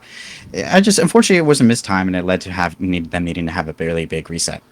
Oh my goodness, Ketchup is all the way in their spawn, and he's going to get 2 anyway. Able to back out of there because that armor on that Nemesis form just able to just walk on out. Really good supports on the back end there, keeping him up. And gonna have 3 ults on the side of Greasy Piggies that beat that Pulse Bomb and the Annihilation respectively. Winston's real low, and Cheddar's gonna go down to Ketchup again. Ketchup is just absolutely a maniac on this Ramacha right now. Bun's gonna find 2 as well on the Kyria and the Genji, and this fight's gonna be over just like that again for Greasy Piggies. Wow, it's a really, really cool composition for both times. I understand that Yaltz and Brunning are forcing their both main agents because they really do have one-trick ponies, but Chet is a very versatile tank. He's working with what he has right now, but going into Ketchup in a very big brawl composition is really, really difficult here, and I can understand why it'd be very, very hard to want to be able to merge stuff into it. Brud Nuggets EMP is going to come out, and it's going to be really, really valuable. Both supports go down on the side of Greasy Piggies. Annihilation's ready to rip, but it's definitely not going to come out now that Scavenger goes down as well. It's a 5v2 on the end of Greasy Piggies. They're just all going to go down, and the point's going to flip back the other way towards Seasun Black. Season Black just holding on for dear life as it's 99 to 51 now. Ketchup coming back from spawn. However, the ult economy for both sides is actually really low. Supports are really, really even now. Sometimes they leverage one way and sometimes they leverage the other, but for the most part, they're doing it incredibly well. However, Gunji and Sombra results do take a lot more time than Tracer's Pulse Storm and Scavenger's Caster's Deadeye. So it's going to be really weird with ult economy coming onto the DPS lineup. Ketchup hitting that Nemesis for him, trying to find someone, trying to catch somebody out. IELTS is really low, and here's the hack onto Ketchup. He's going to pop the Annihilation. Shroom Soup kills themselves. That's going to be early going the way toward Greasy Piggies, and Ajax on the side of Mount Fuji can't get the beat out just in time. The support ults are ready, and they're both going to come out from Kiri and Lucio there, and they're just going to clean that up. Going to take the first point here on map number 1 is Greasy Piggies. They're going to take it 180. Actually, a really, really close match. So this is something I've been saying this the entire day. However, it's been something I've been hoping to see. Really good back and forth between teams that both have really good chemistry and understand the roles really well. Ketchup is a consistent top 500 tank, and he's showing that really well, especially going into the varsity roster of CSUN Esports for Overwatch. A little unfortunate on Mount Fiji's beat there, just couldn't get it out in time, and you hate to see it truly. If it came out just a little bit earlier, it would have put Season back into a really good position to maybe bounce back, especially with Shroom Soup maybe being there. However, they somehow fell off the map, which is a little bit interesting. Yeah, but it's bygones be bygones. Bygones be bygones. Here's the Sim TP from Bun. He's going to swap on over the Tracer just to help everybody get in here. And trying to get map number 1 is Greasy Piggies over Season Black. They're going to take this high ground here. And IELTS just kind of poking a little bit, gets the deflect out. Tracer got real low on that point on Bun. Ram's gonna drop off of the height here. Wynn's gonna leap up. He's gonna get booped back. And here's the Lucio rush down with the Ram. Nemesis form is out. Lucio's gonna get hacked by Brun Nugget. IELTS is gonna catch Bun out. And Ketchup's gonna get a trade onto Kiri there. Suzu goes out. IELTS gets Scavenger. And it is chaos on this first point here. Swift steps away. And another hack onto Ketchup there, but kind of a little bit of a stalemate right now. Trying to make it work. It's a little bit of a stalemate, but it looks like Greasy Piggies are holding on to the majority of the lead. However, it's going back and forth. It's exactly what I wanted. Back and forth. Really healthy back and forth between really, really competent teams here.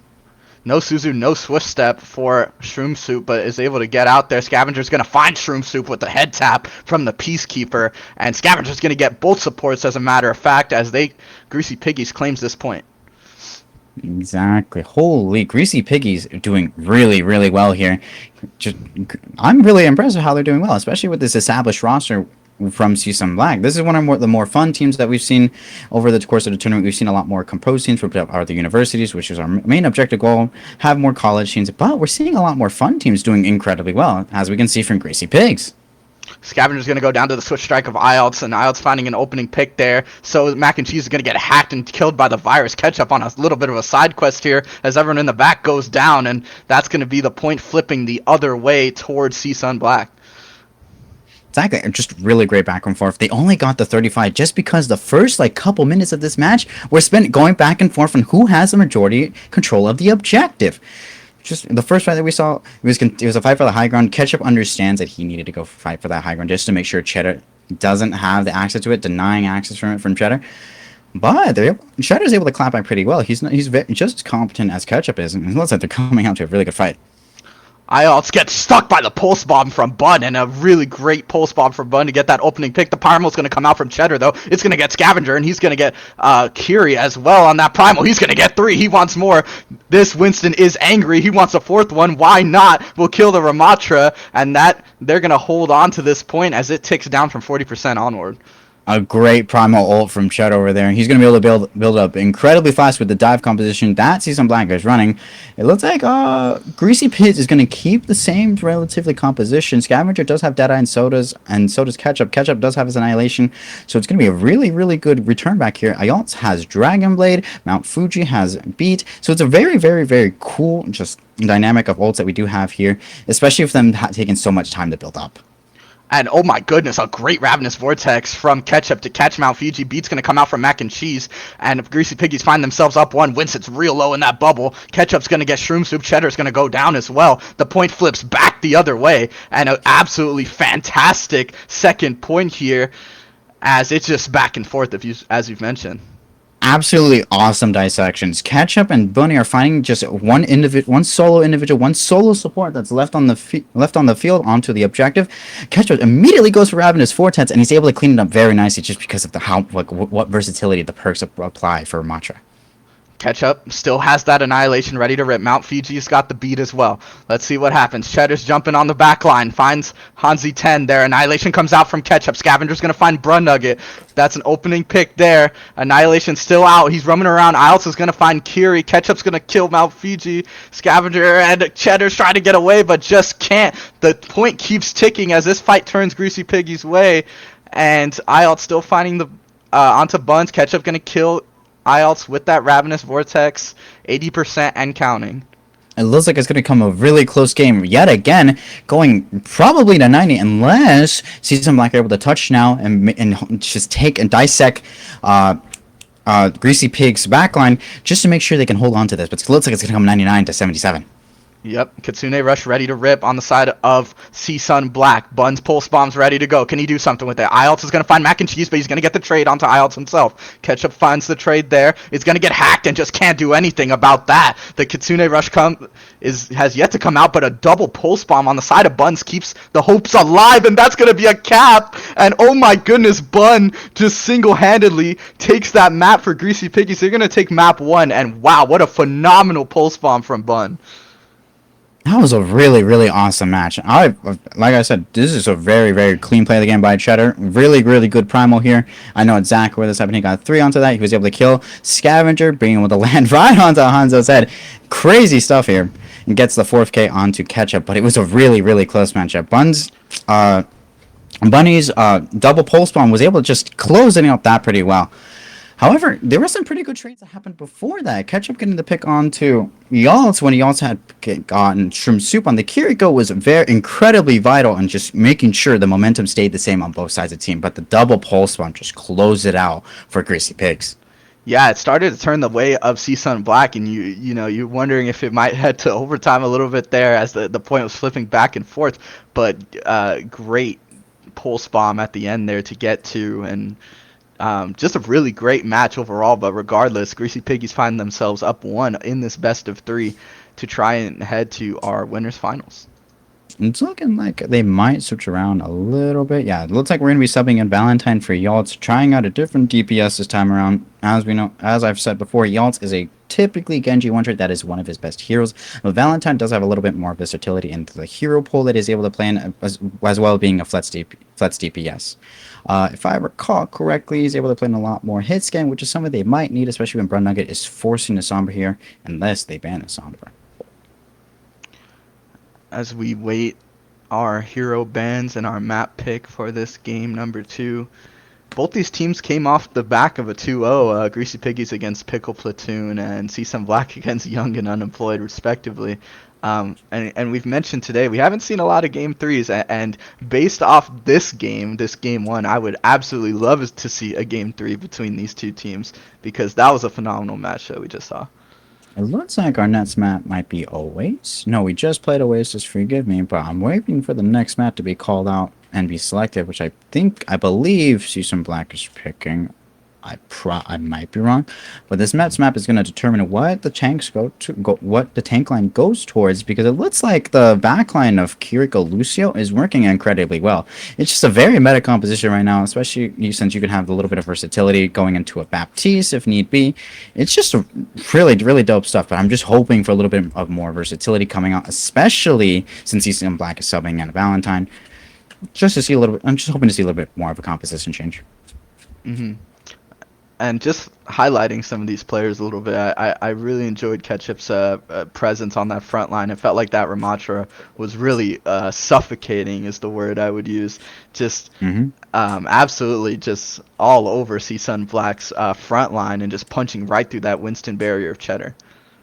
Absolutely. Ketchup being able to single out different supports, different squishies with Ravenous Vortex. Once he picks up that perk, an instant 50 damage, and it being able to land whatever you want is Oh yeah. absolutely crazy, especially when Brun Nugget and the Yawns were able to follow up and make sure and confirm that kill. So if, let's say, Shroom Soup did in fact have Suzu or did in fact have TP out, he would have a very, very, very short window of when he could actually use it. And that's just the beauty of what Ketchup is able to do here. Absolutely, and just sliding down this roster a little bit, and Scavenger's cast there. What did you like out of that? I was enjoying just the just general utility. Scavenger is able to help keep a Sombra away from the backline. However, Brunung is able to prevail. He is a little bit more knowledgeable onto the Sombra since he is very, very deep into the one-trick lore. Kajor video, by the way. Uh, but Bunny was actually doing pretty well. I'm really liking this hit scan, flex DPS kind of setup they have here. It's letting a lot. It's just letting a lot of damage come through, and it's very consistent. But both teams are very, very, very comparable. This Greasy Pig is being one of the four fun teams, and CC Black being an established team. It's going back and forth really well. It's looking to be like a very, very drawn out match. Hopefully, we're gonna get to a 2-1. Absolutely, and the map pick is in. It will be Circuit Royale, and we also have another substitution on the side of Greasy Piggies. Yukari will come in for Hanzo there, and substitution on both sides is pretty interesting response from both teams. Yeah, especially because I'm hoping that Yukari pulls out something different that's not the Kiriko Lucio lineup that we've been seeing. It's a sign. It's a great sign that we're gonna have some versatility come out, have a different composition, especially since Season Black is hoping to switch theirs too. So we hope to get this game 2 up and running soon. Mm-hmm. Widow is banned on the side of CSUN Black, and that's a ban we've seen all today on Circuit Royale. Absolutely. The only time it hasn't been didn't necessarily work out that well because Cardinals were able to take TP's Widow themselves. Cass wasn't doing too well and wasn't able to get enough value off it, so they switched him out for what I believe was either Ash or Cassidy. Forgive me if I'm wrong. They also had Sojourn on that lineup just to make sure they had the extra damage to keep up, but they weren't able to keep up. So what I'm hoping here is that since both of these teams are very comfortable and they understand the value of that high ground, allowing the attacking team to engage first and defend against that engage, that they're able to switch it up, and we're going to have a very, very back and forth first point, at least in my eyes. Yeah, absolutely, and we've seen a lot of games today that have not been so back and forth. Just throughout the course of the day here, as we are on our third game of the day streaming, and the Orisa ban is going to come out on the side of Greasy Piggies here, as I believe we should be. You should be coming up on here. So Greasy Piggies banning the Orisa on the Circuit Royale. It is an interesting choice, but if they plan to, if Season Black do happen to run maybe a Symmetra to allow Orisa to go up in the high ground a lot easier, a lot quicker, execute a lot quicker, especially because they're keeping the same support lineup, then it would prove to be a very, very, very rough time. However, there's always other options like Ramatra, there's Junker Queen if you so choose. Junker Queen's adjustments allow the Shout to have a little bit more value in terms of the team instead of solo play eligibility. But it's not as comfortable as you would hope. Maybe Cheddar sticks with maybe Hazard, goes back onto the Winston, starts taking out different spaces. So here we go, and about time we are going into map number 2 here after a little bit of a delay, but we're all good as we get going here. Greasy Piggies find themselves up 1-0 over CSUN Black after a really tight game 1 there. Oof. Coming up here, it's going to be a really fun game. We've been seeing Circuit Royale a lot. For the past 3 games, we have seen Circuit Royale be the second map, man. Yeah, it is Circuit Royale time. We are seeing a lot of it. I used to hate this map, but after seeing all the compositions coming in and the different ways they execute, it looks like a really fun map. And that's not just one simple side. There's different ways to play this map, and we've seen a lot of that. Yeah, absolutely, and I agree with you. I've been a little bit of a Circuit Royale hater in my time, but I think I'm starting to come around to it a little bit. Yeah, it's it's really interesting to see how these different teams adapt to it. Yukari's going to come out on the Mercy on the side of Greasy Piggies, Mac and Cheese on the BAP, and Bunny on the On the Venture. On the Venture. I brain Venture's farted. been a Thank you for picking me no, up you're there. good. You're good. Venture's been a pretty good pick in the most recent EWC, yeah, Esports World Cup. It proved to be pretty decent for at least T1 and Team Falcons. It's actually like a very like versatile pick here, especially since we're going into a dual Ramatra composition. Yeah, so Ramatra on Ramatra here as CSUN Black, excuse me, start on the attack here on Circuit Royale for this game 2. Trying to make something happen here, and here's Ketchup on this low ground, and Scavenger trying to cover their back, but here's Cheddar's actually starting to take this high ground a little bit here, and is going to get the lamp of mac and cheese, almost catches out Brunnuck is Scavenger, but Bunny's going to go down to Valentine with the opening picks. Ketchup's real low, but barely gets out of there thanks to the block of Nemesis for him, as CSUN Black begin to cross this corner here, and did a pretty good job of taking that space there. Exactly what I was saying here. These teams understand the value of that high ground and should immediately went to contest the backline that was hiding up on that high ground. Mount Fiji got a little scary there, but here's Ketchup, and Venture on the side of Bunny will actually find Brun Nugget. Just kept spamming out there and eventually finds one. And Ketchup is just playing with their life. I've seen their help dip below critical so many times. Valentine's going to find Scavenger on that pick there. Cheddar trying to get Yukari's Mercy. Valkyrie's going to come out. Bunny's going to go down. Yukari's going to res Scavenger as a result. And here's Valentine on the high ground with the railgun. Ketchup's going to find Mount Fuji in that Nemesis form. And Yukari just being an absolute pest on that cart. Just touching the cart. And Overclock's going to be ready for Valentine. Window's going to be ready as well. Shroom Soup's Kitsuno's going to come out and to counter Mac and Cheese's Window. And that just stops everyone in their tracks for the most part. The Annihilation from Ketchup is going to come out here. Just, it's annihilation on both sides. This is like... It's annihilation on annihilation gameplay. Just the versatility is, when I mean versatility, I just mean the sustain that Ramacha has, especially with the ultimate going into Nemesis form, and just having your own Nemesis form just allows you to stick around for a lot longer than the other team would like. Yeah, Cheddar's going to find Mac and Cheese there, and both supports are going to go down on the side of Greasy Piggies there, but they're still starting to flip this fight around. It's even. Cheddar's fighting for their lives, but it's going to be CSUN Black that end up coming on top of that fight as they take the first checkpoint there. Mount Fuji and Cheddar holding out for their lives. However, it was just Scavenger left on the point, so it was a pretty good closeout. But as you can see, this dual, like Ramacha v Ramacha compositions are taken very differently. It's proven to be like just a lot more fun of a match than we both expected, especially because Yukari is a Mercy 1 trick, so they're having to build around the people that individuals that force certain matchups, like Brun Nugget with his Sombra. Yeah, and Ketchup, oh my goodness, gets caught out there around the corner. Just no one could see him. The lamp goes out and it couldn't save him. Mac and Cheese is going to go down as well as CSUN Black just begin to run down Greasy Piggies here. And just a little bit of an overstep there from Ketchup. Exactly that. Scavenger putting in a lot of good work, doing a lot of good damage, already halfway to his ultimate when you just switch. Well, looking at the ult economy here, Brunugget does have AMP and Shroom Soup does have Continuing Roach. It's going to get popped now, and Brunugget is also popping out EMP onto the enemy team.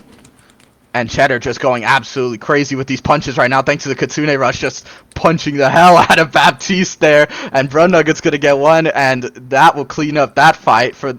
as Yukari is the last one standing, flying in the air, and that will be the second point in pretty convincing fashion for CSUN Black, having a really good offensive half here on Circuit Royale.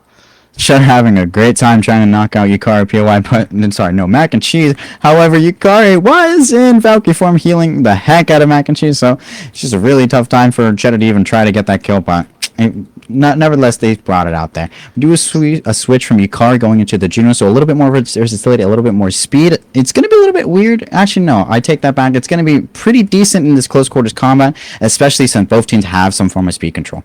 Yeah, and Scavenger's going to swap on over to the Torb as well, and Bunny's on the Sim. So a complete swap from the side of Greasy Piggies as they try to stop the bleeding a little bit, but Mount Fiji's going to get Scavenger. That's both DPSs down on the side of Greasy Piggies, and everyone's going to fall. The healing output coming out from Greasy Pigs wasn't too much, especially with Mercy calling for. But now they have Juno, they have a little bit of speed control, but it's not doing as much, especially when CSUN Black has already established their perks. When Yukari has to have to build theirs take a little bit of while to load, and they only get more effective once you get into perhaps the major ones, especially in this kind of context. So here's Bunny here trying to teleport behind and get this high ground. The window's going to come out from Mac and Cheese, but the virus is going to kill Ketchup there.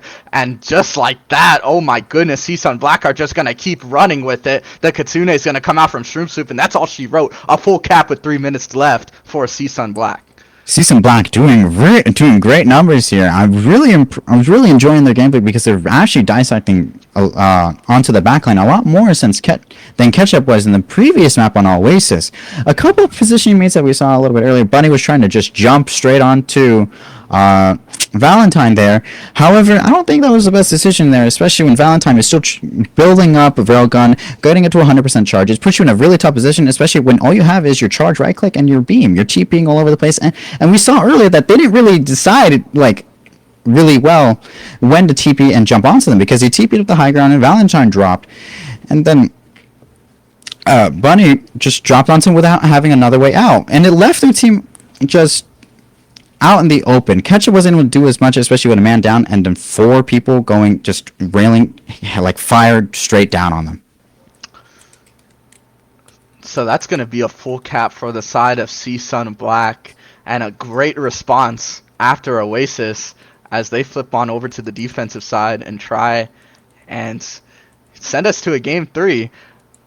Scavenger's going to flip on over to the Freya there, and Bunny's going to head on over to Hanzo. Mac and Cheese is going to swap to Ana as well, and Yukari's going to go back to their Mercy and catch up on the ball as someone it seems that we got a little bit of technical difficulty. This happens sometimes. It's Overwatch. Yeah. I don't think they were in the game. That was someone that got subbed out, so I think we're good. Yeah. Actually, I think we're chilling. It'll be all right. We're all good. It's like it's fine. Yeah. So Absolutely. Now they're spectating. And Ketchup's going to be on that Malga. Ooh. It's going to be really interesting to see. We talked about it earlier that we would like to see a Malga on these longer sightlines of Circuit Royale here, and Freya on Scavenger knocking on Death's door a little bit, but will be healed up perfectly fine by Yukari. Exactly that. Malga on this map is a little bit difficult, especially when you don't know exactly what lines you want to take. But Ketchup knows all the lines that he wants to take, and as you can tell, he immediately took high ground. It looks like it's a big brawl happening in that little tiny room over there in the high ground. And oh my goodness, Bunny just taking the head off of Valentine, and yeah, Ketchup being really oppressive on that high ground, and this Freya and Scavenger will kill Mount Fuji. That's a really good initial fight won on the side of Greasy Piggies there.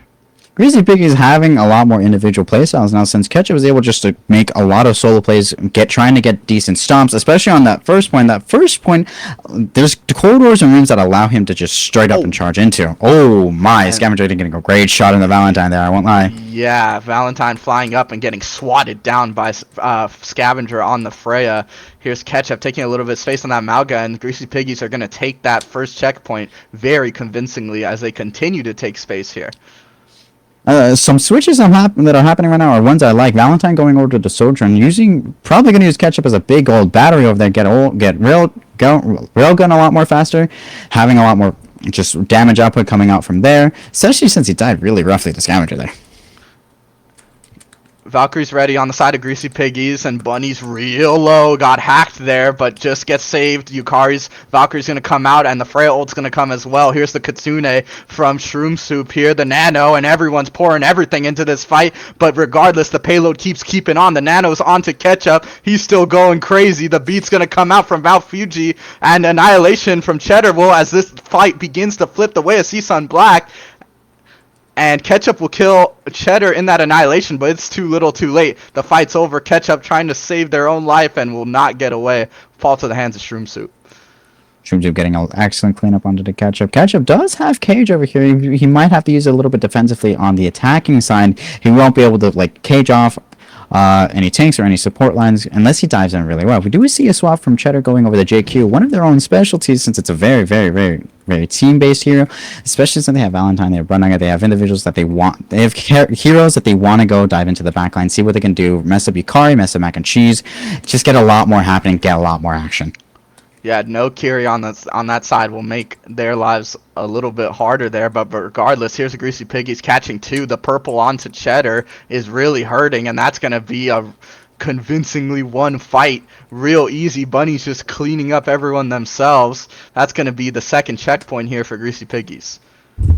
I'm really enjoying this because Mahoka's a really difficult character on these long side lane nights. It's a really tough matchup, but Cheddar's on the front lines over here. He's struggling a bit, having to switch up from the Mantra competition that was a decent matchup into the JQ. Hoping to build up just get the purples onto the enemy team, get their ducks in row. It's leading up to be a really rough time here.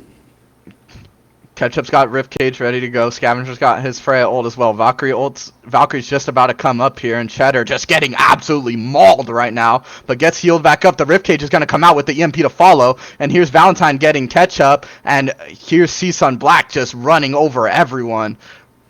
An absolutely vital and necessary EMP coming off from Bud Nuggets. It looked like the tide of the fight was going towards Greasy Piggies, but that EMP quite literally flipped it instantly. Cheddar was able to capitalize straight on the Ketchup. Ketchup stranded alone, not having much support. Mac and Cheese doing what he could, but it's just not there.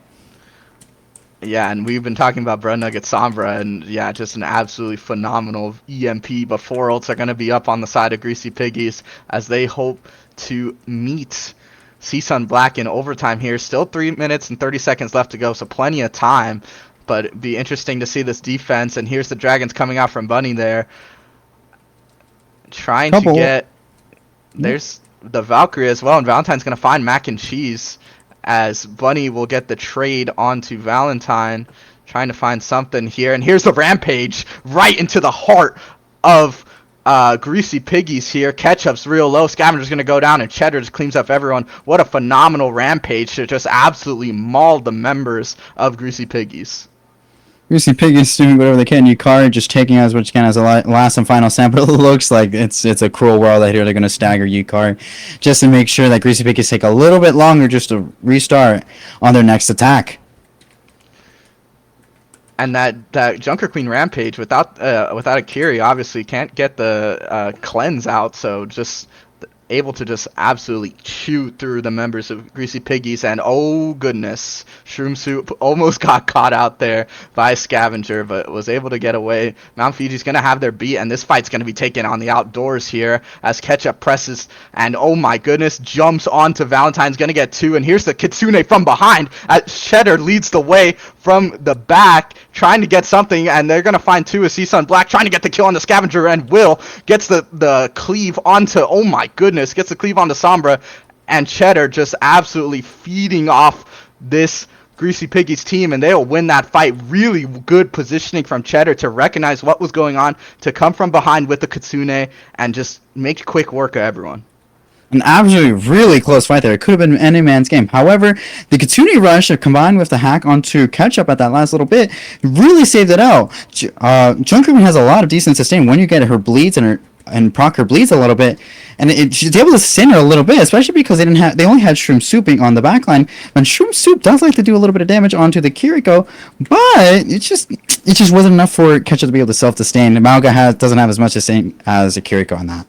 It's absolutely madness, just a bunch of individual fights going on, and just craziness all over the place. Somehow, Ketchup's going to be the last one standing alongside Mount Fuji after when the dust settles, but that's going to mean a little bit of payload progress for Ketchup and the team of Greasy Piggies. Greasy Piggies narrowing down onto 1 minute. It looks like it might come up to overtime unless Seasun Black make a really big push. Cheddar a little bit low there, but the Kitsune this usually does have to come down for him. And oh my goodness, a gigantic EMP on the hands of Blood Nugget. I saw it caught 4, and just absolutely making their presence felt this whole game. It seems like every time it starts to go the way of Greasy Piggies again, Blood Nugget just pulls out something out of nowhere, out of his magical bag of tricks, and it flies the other way. Carriager video, by the way. It's an absolutely crazy match. It's going to come down to perhaps overtime. This is the last fight coming down for Greasy Pigs unless they can get overtime. It looks like since Ketchup's very close to the car and Cheddar's the only one resting there, they're going to really get the little bit of touch.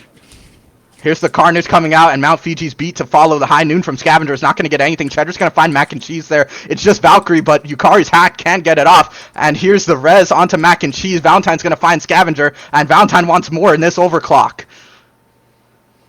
Malga's gonna charge in here, trying to find something, can't get anything, and that's gonna be a really good defense from the side of CSUN Black. We're gonna head to a map 3. Phenomenal defense to hold that last point at 3 minutes and 30 seconds left, and they do it. An absolutely close game. Very enjoyable. We're going to see this Cheddar's play of the game. Second one of the day. There's only been 2 matches. He's doing a lot of weight pulling over here. Absolutely, and this Junker Queen swap was beautiful. No cleanse, can't really do anything about it, and it's just chewing through the members of Greasy Piggies. No real answer for that. They provide an insurmountable defense there, and we're getting ready to see a game 3. Absolutely eating through with the carnage and the impact. Just procking on that corners just to get that life steal back and just helping him out. Especially when we saw that one high ground fight when it was a 3v3. It could have gone any man's way. However, the Katsuni Rush really helped Cheddar proc a lot more bleed, so we can get a little bit more life steal, and that just kept him up for the whole fight. Ketchup does have life steal just naturally when he pops out his E, his cardiac overdrive. However, it just wasn't enough since Cheddar was just able to just out damage it. Yeah, absolutely, and just a great game, and we asked for it and we got it. A game 3 between these two. It's been nothing but joy to watch these two. It feels like every fight's just on the verge of flipping one way or another, like you just mentioned. And something I maybe want to highlight a little bit is just as you mentioned, kind of working with what you're given. Hanzo comes out for Yukari there, and Yukari's hero pool like a little bit limited. How do you feel that had an effect on the game? I definitely understand how forcing certain characters is very, very difficult for both sides of the team, especially having their own respective one-tricks. But Yukari did have another trick in their bag going over to the Juno, but they stuck to their roots and they went back to Mercy for when they really needed it. It didn't necessarily close out for the fights that it needed to close out, but it was a very, very decent. They provided a very decent role into this. Mm-hmm. But going And on to the and Season Black side, sorry. oh, just real quick. Yeah. Real quick, a substitution will be at play as well. So Hanzo's gonna come back in the game for Yukari, so Yukari will come back out, and we will head to Atlas. Absolutely. Uh, I love that.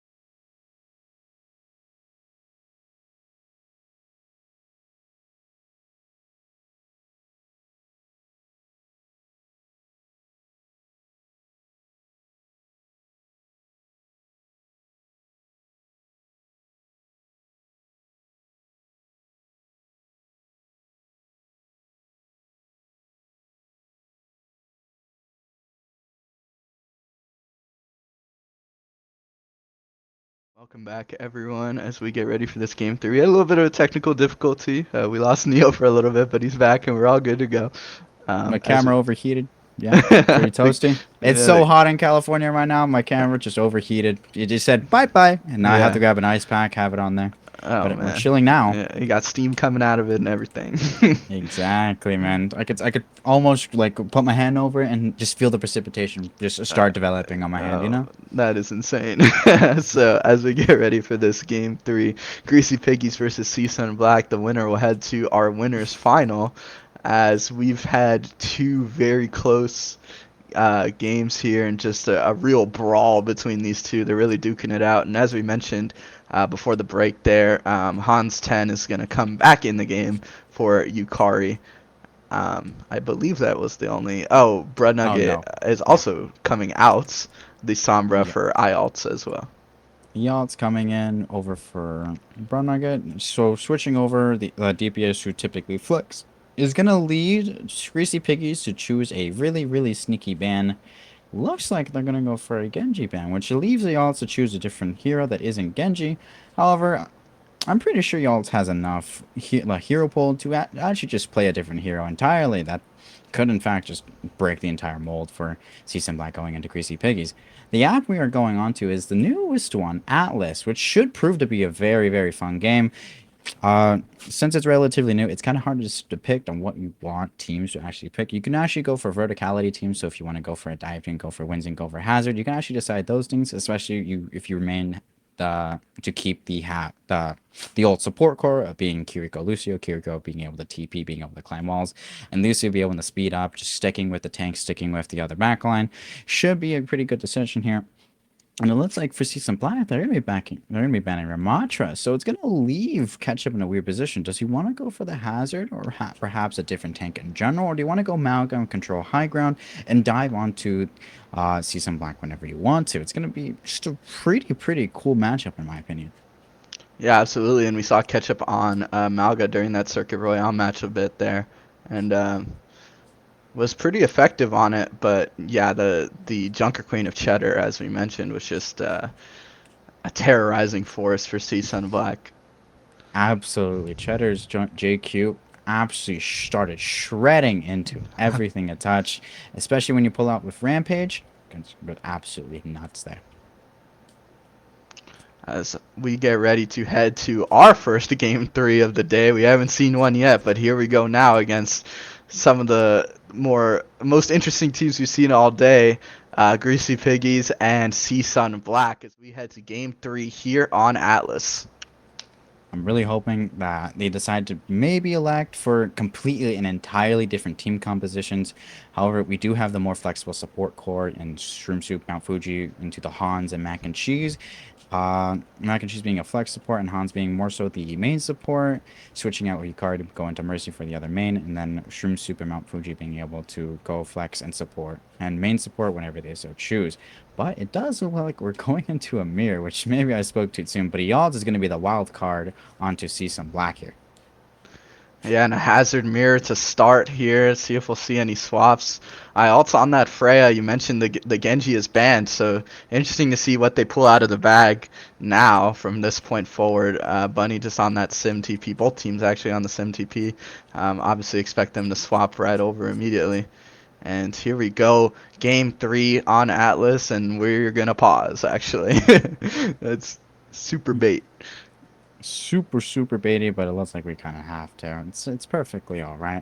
More so interested in what Bunny and Valentine choose to swap to after the TP comes around. They're probably gonna switch into maybe another hit scan. Valentine, I'm hoping to see maybe Sojourn, maybe a Cassidy, while Bunny perhaps a Tracer. The composition onto Greasy Pays is looking more so like a streamlined meta pick once Bunny actually switching to their actual pick. And then, oh my. And then for Season Black, since Yacht's a little bit of a wild card, they are very big onto the flex DPS position. It's going to be a pretty interesting on how the Freya manages in the some of the tight spaces and some of the open spaces that Atlas provides. As we get a little bit of a tech pause here, I believe Mount Fuji crashed. So, waiting for them to Oof. boot up their game again. One of the major battles of the Yukari. Absolutely. Something I didn't mention earlier is that Yukari is another one of the streamers, and all of these players are somehow intertwined in that kind of universe. So, this is a big battle in the Yukari verse. The Yukari verse. It's like the MCU, but not. The Almost there. MCU, but not. Oh, but we have some real evil in both teams. I'm just, I'm really excited because since they're somewhat mirroring compositions in terms of tank and support lineup, the wild cards being Yaltz and perhaps Valentine's selecting their hero. So I'm as hoping. we get ready for, we're just gonna wait for Fiji to restart their game. We're gonna head to a break real quick as we get ready to head into this exciting game three. So we'll be right back. Stay with us for game three of Overwatch.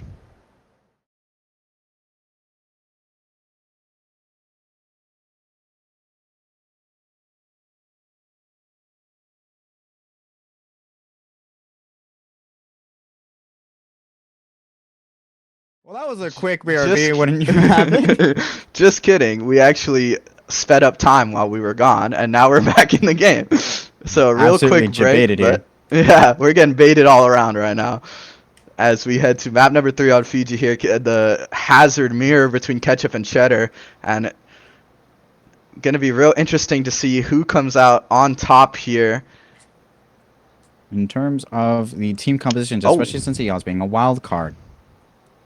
yeah, and Ketchup's gonna dive onto Mount Fiji and actually gonna get an opening pick, but Cheddar's real low here. Valentine's gonna go down as well, and here's the greasy piggies starting to respond here and just find themselves with a real clean and quick fight. It was actually really clean and quick. I'm hoping that perhaps Valentine or Yaltz swap over to perhaps a Cassidy over the Tracer.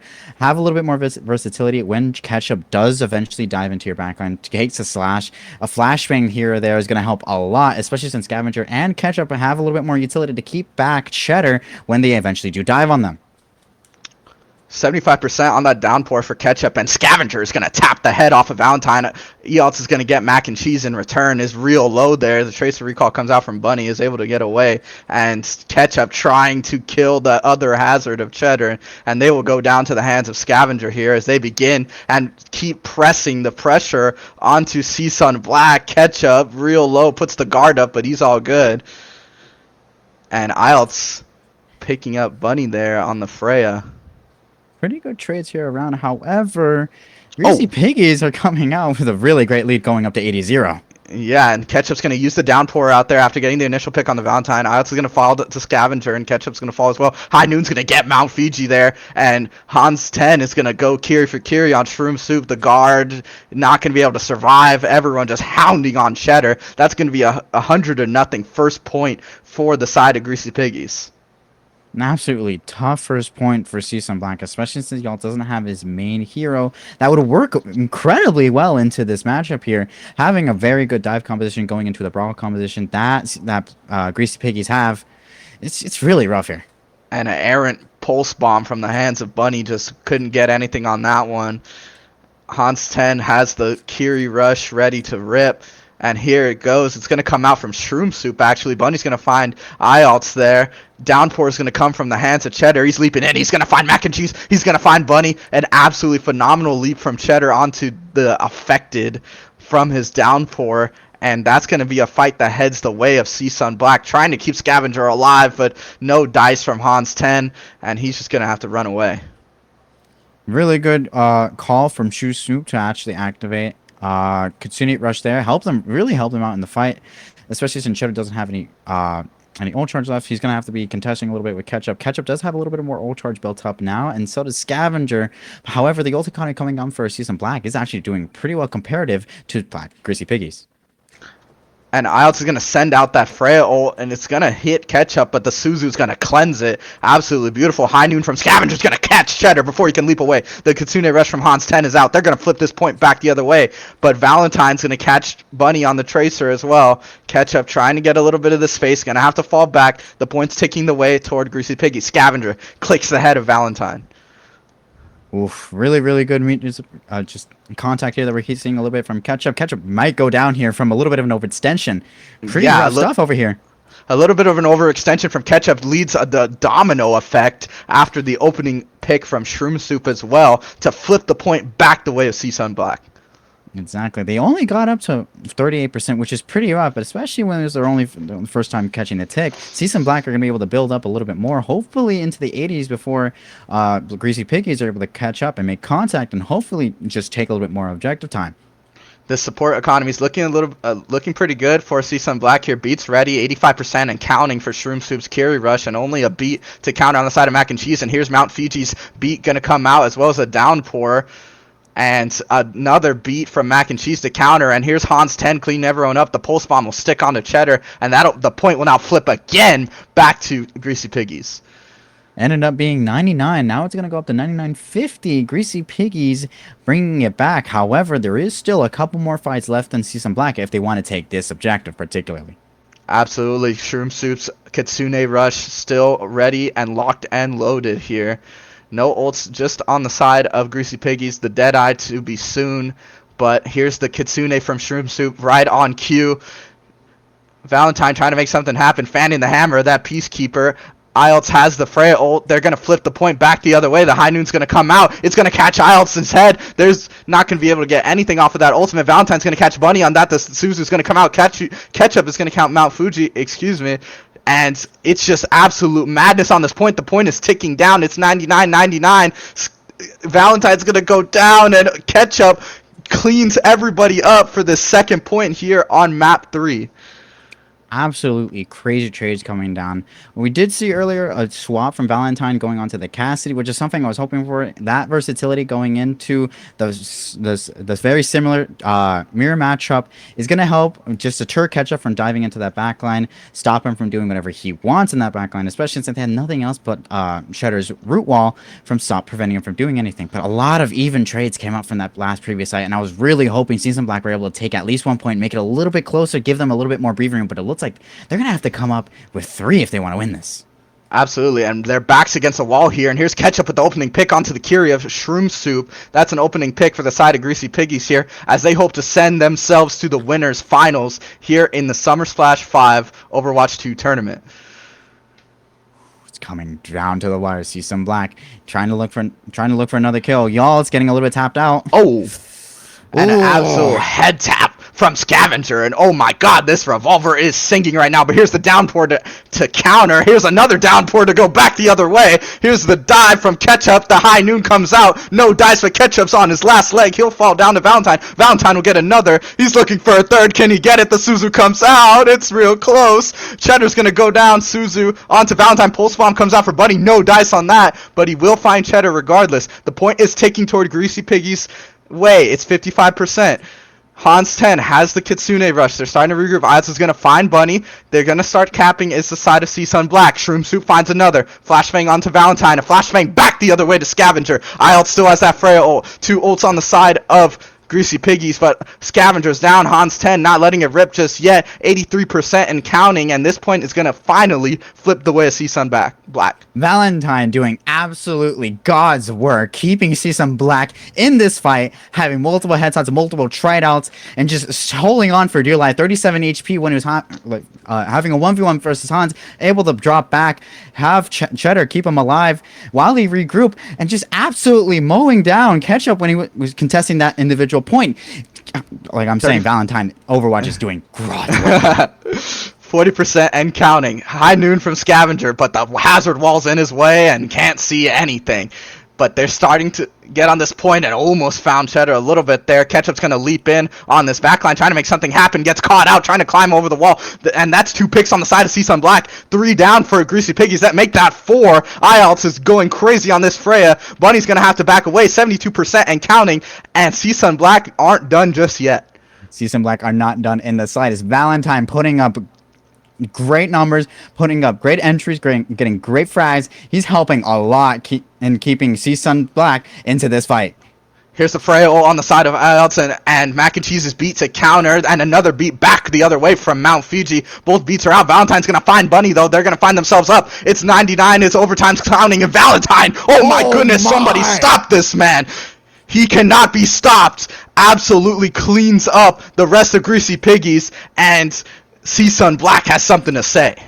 Absolutely establishing dominance over Scavenger's own Cassidy, keeping CSUN Black into this fight with dominance, not just on the single threads that are ready to be cut. He's keeping them by a big rope. It's absolutely great to see here.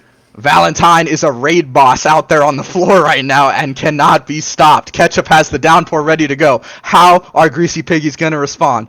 Point has yet to open. Fighting over space here. Ketchup gets caught out a little bit, but both hazard walls are going to wall off Cheddar. Downpour from Cheddar is going to come out. Cheddar's just on his last leg, but stays alive. And there goes Ketchup, there goes Bunny, and there goes Hans 10.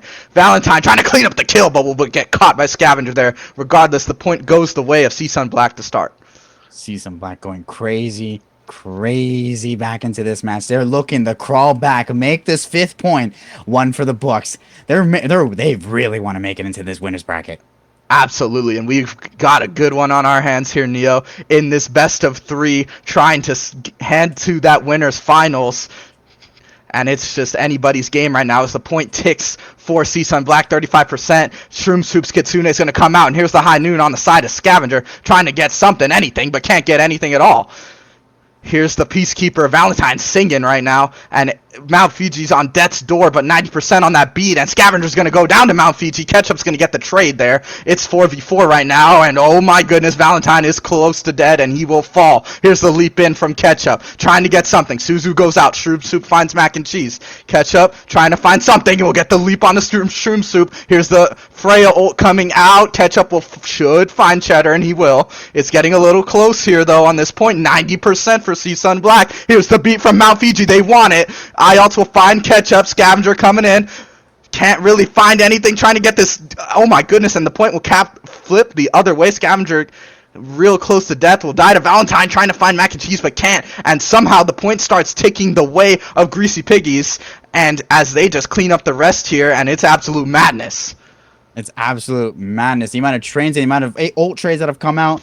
Mount Fuji using beat a little bit early. However, he needed to keep it up so they can at least get the overtime, have a little bit less time for Greasy Piggies to come back if they were to actually cap back. But they absolutely have to if CSUN Black wants to remain into this game.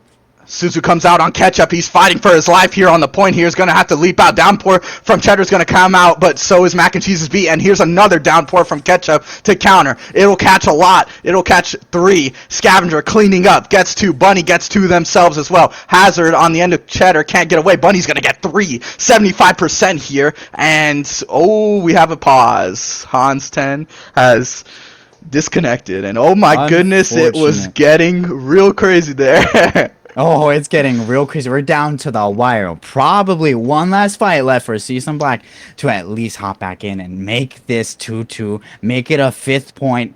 It's absolutely close. I'm actually shaking. I have goosebumps. My hair is spiking right now. Oh, it's absolute madness here in Summer Splash 5's winners semis between Greasy Piggies and CSUN Black, and it's been crazy. Valentine was I said during the call they were like a raid boss, and then Scavenger came back hollering, and they're going Casty for Casty, downpour for downpour between the hazards. Bunny's getting a lot of value out of that Tracer though. Absolutely. Y'all's getting a lot of value out of the consistent bolo shots. However, the Bunny's versatility being able to go into the backline with Ketchup and Mac and Cheese is just absolutely like more vital than having a downpour of bolo shots, downpour of take aim shots, downpour of just arrows raining down onto the backline when they're all so mobile except Scavenger. But Scavenger does have the usefulness of Suzu and Mac and Cheese speed boost, so they're able to go back and forth, at least keep Scavenger alive so y'all doesn't actually get the kill there. But it's going more so to the weight of Greasy Piggies. I'm really rooting out for CSUN Black. Make this 2-2, bring us to a 5th point, make this a show. 93% and counting. It's down to the wire. Can CSUN Black get the touch? Here's the Kitsune from Shroom Soup, and it's going to be no dice on that one. Greasy Piggies are going to take this 2-1. won in this final Flashpoint game and just are moving on to our winners finals. An absolutely beautiful set there between the two, and you got to tip your cap to CSUN Black. They worked for it. They made it interesting, and it was just a great set all the way around between these two. Absolutely, Cheddar. Or no, no, catch up this time. Having the play the game over Cheddar, just absolutely great hazard gameplay. Ah, just that one single disconnect Yeah, just the leave us on a little disconnect bit of a was. cliffhanger, and they weren't able to come back and touch. Even if they went Venture, even if they maybe perhaps went Mhm. Juno with Lucio, try to get at least one single touch. It's just so sad for that to have to occur. The disconnect is very unfortunate, and it kind of just, I mean, pause the game, just completely pause the It's game, and it's at its completely pause the climax, game. right?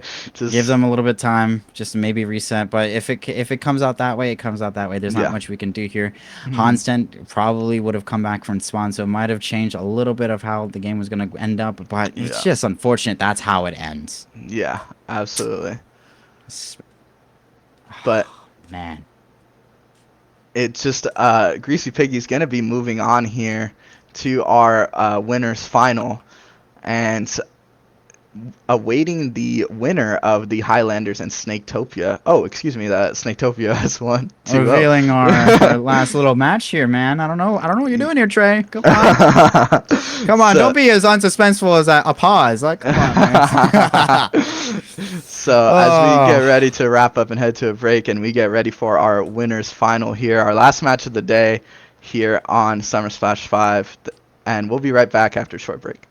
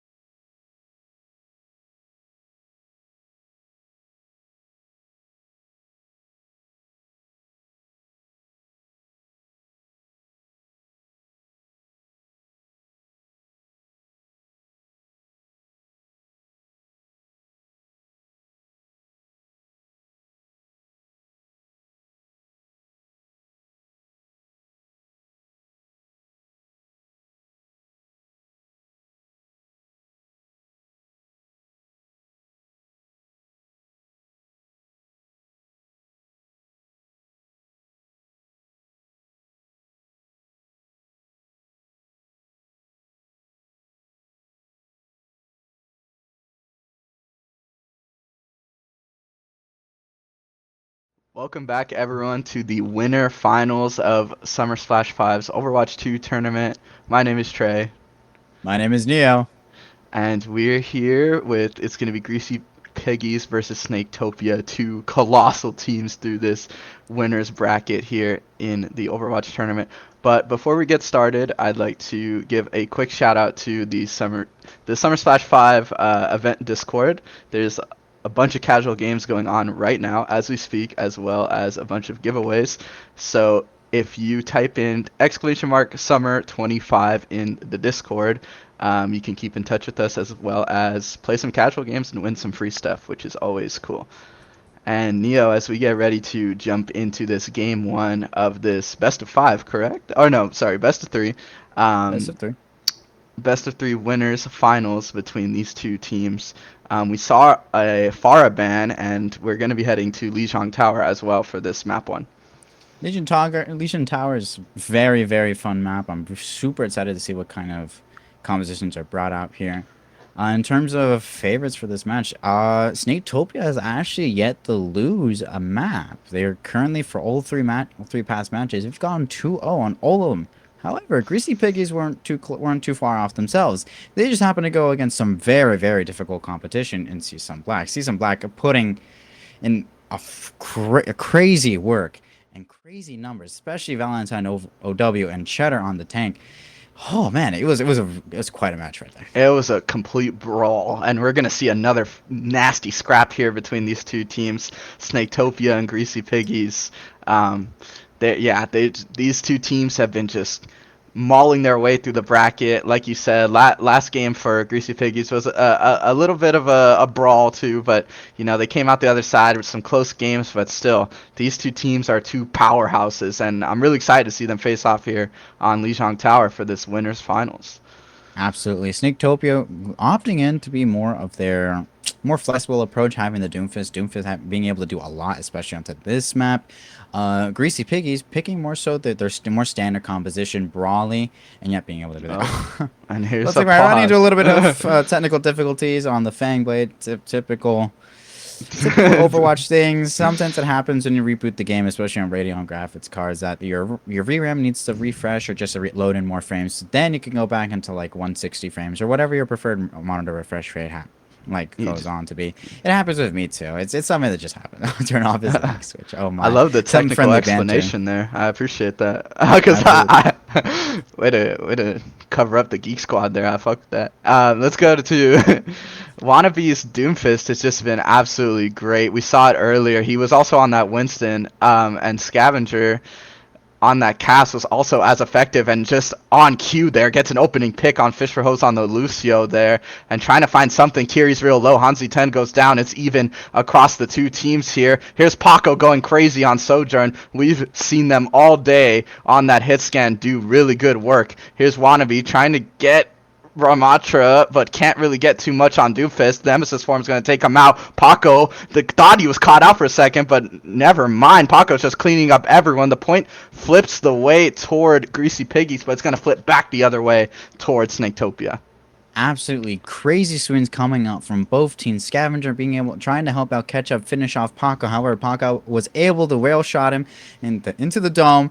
Make sure he's able to get this 1v1 catch up while he was low, making it just easier just to clean up Paco. Like you said, was cleaning up absolutely immensely. Grabbing, another more lagging. However, Another lagging call from Another Fangblade. lag spike from Fangblade. Unfortunate. However, they are winning right now. It's and more towards the side of Snaketopia in terms of how effective their DPS are doing. Paco being absolutely crazy, building up overclock really fast. However, Scavenger built up Delhi pretty frequently and pretty efficiently. Already on the 80% for both DPS. Tanks are relatively the same, and so are these supports. So it's looking pretty decent. And it looks like we're gonna have a little bit of a PC restart. It's all right. We can take our time. We're currently at 1920, so it's very, very even. So I'm pretty excited for how the rest of this match is gonna go on once we get back from our technical difficulties. Absolutely, and let's just take a look while we wait for these this tech pause to clear up here. Let's just highlight this side of Snaketopia and because we've called two of their games today and just kind of highlight what we've seen from them over the course of this day one here in Summer Splash 5. Um, we mentioned that the supports have been, stepping, doing a little more than they're asked, right? With that utility, kind of depleting the utility of everyone they've ran through today, which has been, they ran through D1 Malga haters, they ran through the Hornets, right? So they're kind of on a hot streak right now, right? And what do you feel is like the most standout of this team so far? Absolutely, the tank lineups. They've been doing so much. Both the support lineups are just doing their jobs and are doing their jobs incredibly well. You see the old economy like being relatively even, especially in terms of flex DPS and flex supports. So it's actually coming down to be pretty even, especially with the score you have here. It's 19 to 20. If Ketchup gets into touch and has a little bit of contest, it looks like from this specific angle, Wannabe is going to be slamming into just two of Greasy Pigs, while he's going to be supported by a little bit of backline that's on the opposite side of that map. So it's actually coming, it's going to come on to like a pretty decent engage. It's going to be kind of neutral, but Greasy Pigs are going to be marching on to the point, so it's going to be more so of their engage. We've seen decent convergence from both sides, are relatively like a high, they average pretty high on their success rate when they convert on their engages and in terms of defenses. So I'm rooting like really well that Ketchup's able to go Ravenous Vortex, maybe control a little bit of the tempo onto Wannabe. Wannabe is gonna maybe pop out of the site, give a little bit of space, give a little bit of time, give a little bit of dial on to the clock. And it's gonna be very swingy. It's gonna be the same thing that we saw with Seasons Black and Greasy Piggies, the last match we just commentated, where it's gonna be very swingy. It's gonna be going back and forth, which is exactly what you want. Two competent teams that looks like they're probably a little bit fun, probably a little bit serious, just having a great time, having a very healthy, very healthy back and forth between one another. And on top of that, they're running pretty like a different compositions. The only thing that's relatively the same is their support lineup, and it's just a really good support lineup in this current meta of Overwatch. And here we go. Get ready to get back into the action here in this winners finals. Pretty much tied up on the control point here on Lijiang Tower, map 1. Trying to see who wants to go to the grand finals between Snaketopia and Greasy Piggies. Here's Wannabe's Doomfist. Absolutely just punching three people into the wall. Their Scavenger's got High Noon ready to go, as well as Meteor Strike from Wannabe, and he's going to fly up and he's going to land right on top of Scavenger. He's going to get Ketchup as well. That's two down on the side of Greasy Piggies there, and the point is almost going to flip the way of Snaketopia, and it will at this point after some cleanups from Fangblade and Zinnia, respectively. Absolutely. It looks like the engagement I called was incorrect. In fact, Ketchup didn't actually go for the Ravenous Vortex. He went more so to take more space and actually let the rest of his backline come onto the point and see what more they can do. Unfortunately, Wannabe being able to Rocket Fist straight down onto Scavenger's High Noon was detrimental for that single Absolutely. push. Scavenger's going to swap on over to the Sombra here, and here's both Kitsunes coming out, and here's Wannabe diving in onto Hans 10. Can't find anything, and it's Madness on the point. He chases after Hans 10 and slams into the wall, charges up another fist. Annihilation comes out. Wannabe looking for something, looking for anything, trying to finish up this fight. Annihilation's going to clean up Fish for Hose, but it's still leaning the way of Snaketopia here. Tracer recall onto the point. Can't find anything, and here's the cleanup from everyone else. The point keeps ticking. It's 75% here on the way of Snaketopia. Ooh, absolutely. Chase Fest from Wannabe going on to the Hans. She's having a pretty difficult time trying to run away from Wannabe. Wannabe clocking her hard, marking her absolute. They need to get out of this situation over here. Maybe clear a different angle, play into a different style. Maybe save TP and Suzu for a different time instead of them just diving you. Ooh, pretty good And pick onto Scavenger from Wannabe there. yeah, Wannabe's going to clean up Scavenger here, and here's the overclock from Paco here, and Mac and Cheese's beat will follow. Annihilation from Ketchup, just getting punched, but he's going to get shot in the head in return. Overclock from Paco cleans up Ketchup. Wannabe's going to get Hans 10. This looks like, and it will, this point will go the way of Snaketopia for point one as they lead 1-0 over Greasy Piggies. What an awesome first map, man. Oh, Oh. and we have a It looks like we're disconnect. gonna have a little bit of a restart. Despite Fangblade being on the winning team, he's having a little bit of technical difficulties. Ooh, Pretty interesting right here. But Ye- like I mentioned before, it's just the versatility that Wannabe has with his Doomfist, being able to regroup, being able to dive onto certain targets, make sure they're marked, having Paco, maybe Zenya's a system, and just bringing them down, whittle them down, 2v1 them onto that. It's going pretty well for in terms of Sneaktopia side. Ketchup struggling a little bit, making sure that all the rest of his team can survive, especially when Scavenger or maybe Hans 10 get targeted by Wannabe and Zenia. and a first point that just heads the way of, after that initial first fight, Snaketopia just kept it rolling after that. And yeah, I completely agree. This versatility, as you keep to mention, that you can't really handle that Doomfist. It's so much backline pressure, especially on that first point on Lijiang Tower. There's so much stuff to knock someone into with a giant rocket fist, as we saw. And as you mentioned earlier, even Hans 10 just can't get away, even with the Suzu and a Swift Step, getting chased down across the whole map. Absolutely. I'm really hoping Scavenger has watched the Cager video just to make sure that Wannabe is stopped in his tracks, but Wannabe's having a pretty graceful time, especially when Scavenger swapped around maybe 3/4 of the way into the match, hoping to flip the tide more so in favor of Greasy Piggies. It's a pretty rough switch to want to do on the fly, especially when Paco and Zania are going to be able to go on the toes of Scavenger. So let's see as what goes on here as we're still waiting for. I believe it was Blade. Fangblade, right? Yeah, Fangblade. Fangblade. Fangblade Fangblade. having technical difficulties. It happens, but we're okay. We're gonna work up with it. Absolutely perfectly fine. I'm hoping they get back to they're gonna take. I hope during this pause break they're gonna have all the time in the world to figure out what they want to do in terms of Greasy Piggies. I'm liking Ketchup's Ramattra going into Wannabe. I just see that he's struggling a little bit trying to protect the rest of his teammates, even though his teammates have the resources and the utility to get out. I think it's just being used in the improper way, especially with the lanes they're being managed on. Absolutely. And a really exciting first point there. And yeah, I'm excited to see how Greasy Piggies respond here, especially Ketchup and Scavenger. We saw during that T-Sun Black game that they're really both of them able to take over here as Fangblade's back in the game, so we should be good.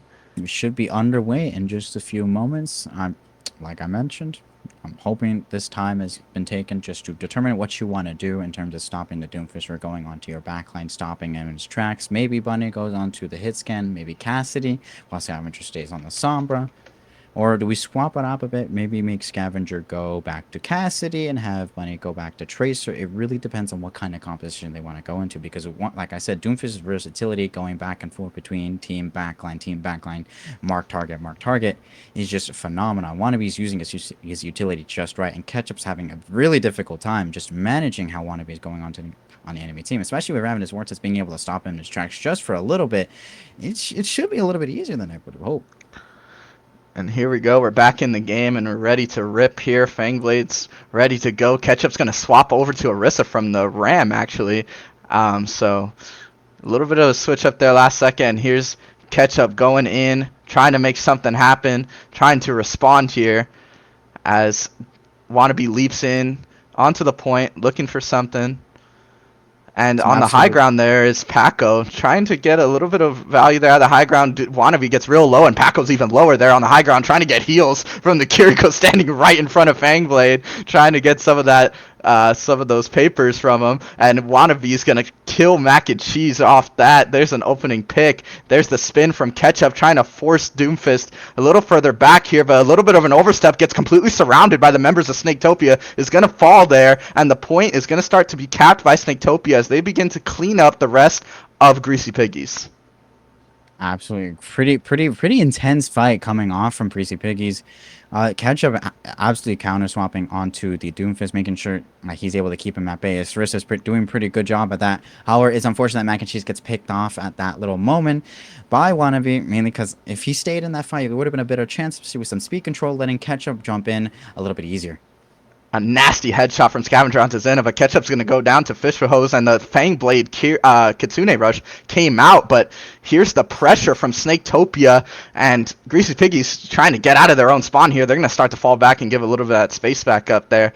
No ults on the side of Snaketopia. Meanwhile, ooh, and a nasty headshot from Paco onto Mac and Cheese. Mac and Cheese has just been getting picked. Ketchup gets pinned into the wall there by the Doomfist. Fortify goes up as well as the spin. No cooldowns left and gets punished for that immediately.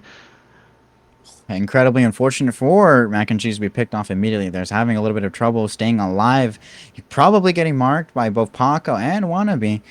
It's just a really tough time out there. Mac and Cheese falling behind in terms of economy. However, Fangblade's own Kitsune Rush didn't have as much value as you would wanted, especially since Ketchup died there. They decided to opt out of the fight for a little bit just so they can group a little bit. And here's Bunny on the venture now as well. And here's the beat from Fish for Hose here, and the Terror Surge from Ketchup to follow. High Noon from Scavenger's gonna get two, and they're going to begin to flip this fight here, 77% and counting. Bunny gets hit in the head, a little bit scary, and will get cleaned up by Paco. Paco still somehow standing, trying to make something happen. But here's the point finally being capped here by Greasy Piggies, and that's going to be 88% for Snaketopia here. Greasy Pig is being able to claim an objective, make sure that this is still a fight that's left for the books. Ketchup a little bit far from Terror Surge than what I would have liked. However, we do have Tectonic Shock, we do have Kitsune Rush, and we do finally have Beat from Mac and Cheese. So we are running up on a decent ult economy coming up from Greasy Piggies. And Ketchup gets caught out again. That Wannabe's Doomfist is just absolutely being felt here. And oh my goodness gracious, everyone of Greasy Piggies falls in a heartbeat. And that's going to be that fight done and dusted. 91% and counting. Here's Snaketopia trying to take this map 1 here on Lijiang Tower. It looks like it's going to come up pretty clean. They're going to go for a little bit of a touch. It does happen, fortunately. A couple switches coming out, Scavenger going on to the church, and make sure they can at least touch and make contest. Kitsune Rush does come out with Suzu from Hansito just to keep it to the match, but he's not able to keep up. Paco does finish him off.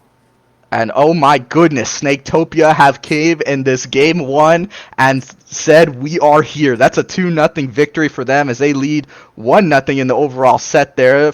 And just beautiful gameplay all the way around there from everyone on the team of Snaketopia, excuse me. And just that Wannabe's Doomfist is absolutely exceptional. It's absolutely very, very well done from Snaketopia. Like I said, Wannabe's Doomfist is absolutely versatile. It's versatile as heck, man. I'm enjoying it as much as you are, and I think it's probably going to be leading them to maybe another 2-0. But I'm stringing it out for Greasy Pig. So we want to see a game 3. We want to see a game 3 here. Maybe take us back to control. But on the flip side, I'm pretty interested in the second the second payload map to make sure and. They're in a side map right now, but I'm hoping that this next map is going to be Circuit Royale. Keep up your tradition of having Circuit Royale being the second map, since it has been proven to be a very fun map for all teams. We're seeing the versatility that all of them can provide in terms of what they do in controls of high ground, in terms of the control of the first point, in terms of how they want to control the final point, go leading up into the final chateau. It's absolutely anyone's game right now. Absolutely, and yeah, as you mentioned, we've seen a lot of Circuit Royale on this map too today, so it will be interesting to see if whoever is picking the map to go that way. I know myself and Pachimari here both want to see a game 3. That would be phenomenal, but just waiting for these two teams to lock their roster a little bit and just absolutely phenomenal play from Snaketopia. You know, they dropped that first fight on the first point of Lijiang Tower, but after that, it seemed like they never really looked back. Absolutely. It looks like we're going to have a little bit of a sub, and Yukari POI is going to be coming in for Hansen. The common switch, because Mac and Cheese does typically like to stay on the main support. And nothing else is going to be switched. Maybe perhaps a switch is going to happen from Snaketopia. Maybe we'll see a little bit of a dynamic change in terms of how they run their roster. Maybe Wannabe is going to switch to a different tank. Maybe Hazard, maybe Winston, based off like what kind of support line they want to run. I mean, honestly, Fish for Hose and if I recall, Fanblade have been doing relatively well. Fanblade has a really excellent roster and excellent hero pool when it comes to supports, and Fish for Hose doing excellent, doing crazy numbers on his Lucio, just keeping everyone alive. Fangblade on the Kiriko as well, though. The Lucio Kiriko backline has proven this entire tournament to be such a menace and such a powerhouse to be dealt with on every single team that we've even had. Yukari POI, however, is a mercy main, so they have to force a different way. They're gonna a different method of playing this, which is gonna lead us into the map choice being Shambali Monastery, which has more sightlines, more space that they want to control, which means Yukari POI is gonna be able to go onto the mercy and hopefully pocket maybe Scavenger, maybe Bunny, and for maybe a Sojourn, maybe a Cassidy, maybe an Ash. It really depends on what they want. Hmm. Absolutely, and yeah, and um, mentioning Yukari's hero pool, it's interesting to see the sub in, and I honestly I like seeing the mercy. I like seeing the we've been preaching it all day the diversity of it all, right? So trying to see if they can make it work because I believe Yukari's last game was on the Circuit Royale, which was the game that Correct. sees the other team won. That would be Sees, correct. yeah. So interesting to see them come back in and hopefully give a little spark here to Greasy Piggies following that game one loss. Absolutely. So, from what I'm hoping from here, Greasy Piggies is going to pull out a good Mercy Pocket along with the Sojourn, perhaps another character. As in terms of farm, in terms of Ash, it's going to lead them to have a decent position in terms of Shambhala Monastery when you want to like aim down that one sideline on different chokes. You want to handle different like small off angles and onto Snaketopia. But Snaketopia, there doesn't look like he was watching around the typical composition. However, I do hope that maybe they keep the Doomfist. Maybe they go back to Hazard. Maybe they go into another a Rhea Rissa matchup. It's anyone's game right now, and I'm really hoping Chrissy Piggies pulled this one out so we can get a game three.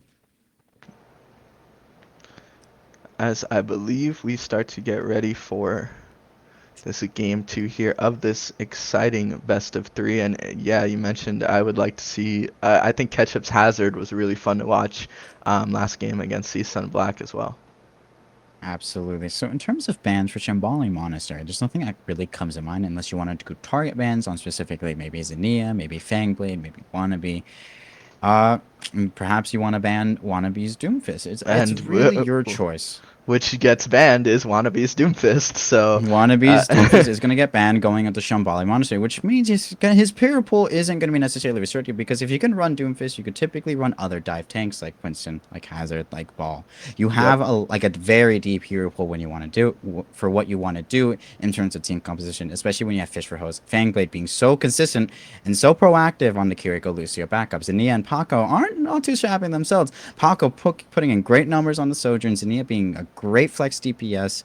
They have a really solid lineup going into Greasy Piggies, but I'm really rooting for Greasy Piggies just to hold up and just give them a real run for their money because absolutely they ran hard into Season Black. absolutely. And here's Snaketopia's ban on the other side. It's going to be Cassidy. A little bit of an issue for Scavenger there as he was, on Cassidy, but interesting ban there as well. Absolutely, but this leaves more options for Scavenger to pick when it comes to maybe a Mercy Mhm. Pocket. Perhaps leads more towards a Sojourn. Perhaps it leads more to Freya. Perhaps it leads more into Ash. There's a deep hero pool that you can select here that can benefit from just Mercy's damage boost. So here we go as we get ready for this game two here. Snaketopia finds himself up 1-0, one win away from sending themselves to the grand finals of this Summer Splash 5 tournament. Absolutely. Shambali Monastery is kind of a weird map for me. However, that's probably just me. It has a lot of cool angles, it has a lot of cool sightlines. It has some routes, some like not non-typical lanes that I'm not personally a fan of, but it does provide an easier layout for people who want to go straight for dive. Perhaps it doesn't really favor brawl unless you go specifically for the left lane and go onto that high ground. So here we go as we see some of the heroes picked here for both teams. You can see Yukari on that tried and true Mercy, as we mentioned, and Wannabe on the ball. Absolutely. So, like I mentioned before, if you can handle at least one dive tank such as Doomfist, perhaps you can actually test your hand into Hammond.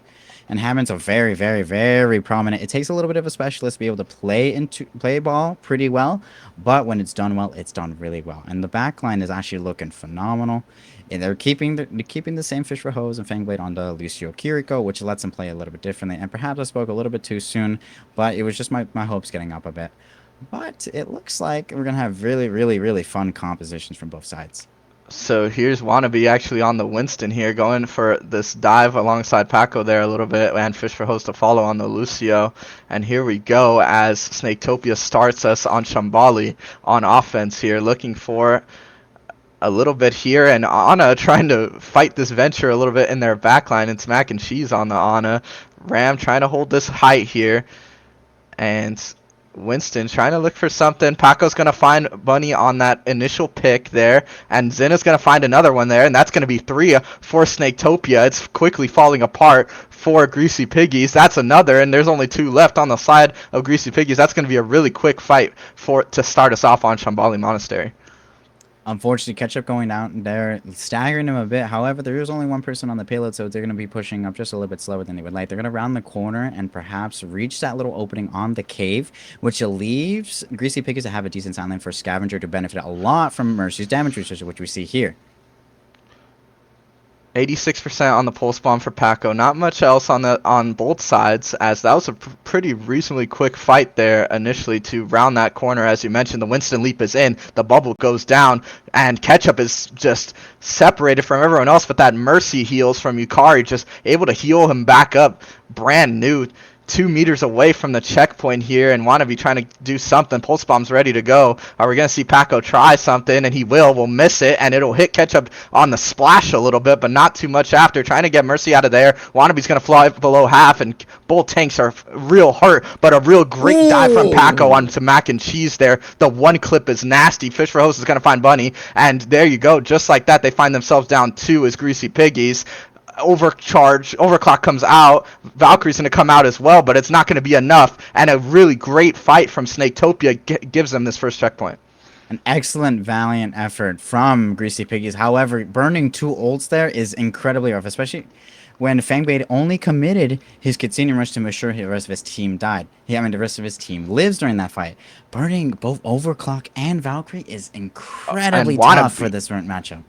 Wannabe with a really nice pick onto Bunny there, just making their lives hell for the side of Greasy Piggies, and Wannabe's Winston has just been all over the place right now, doing a really good job of diving that backline and just staying present at all times. Primal Ridge is ready. The purple's going to go out to Wannabe, but he's going to jump in. Anna's below half on Mac and Cheese. Primal's going to come out just to save his own life. He's going to start tossing everyone around. Scavenger's going to kill Paco. He's going to leap way over the wall as they look to regroup as Snaketopia. Absolutely. You can see Scavenger being damage boosted by the Mercy's putting in hell of work. As you can already see, he's back up to 70% ult charge, which means it's been less than a little bit of a fight. And he's already going to get back to Overclock, giving Greasy Piggies a little bit of an ult economy advantage in terms of this next fight.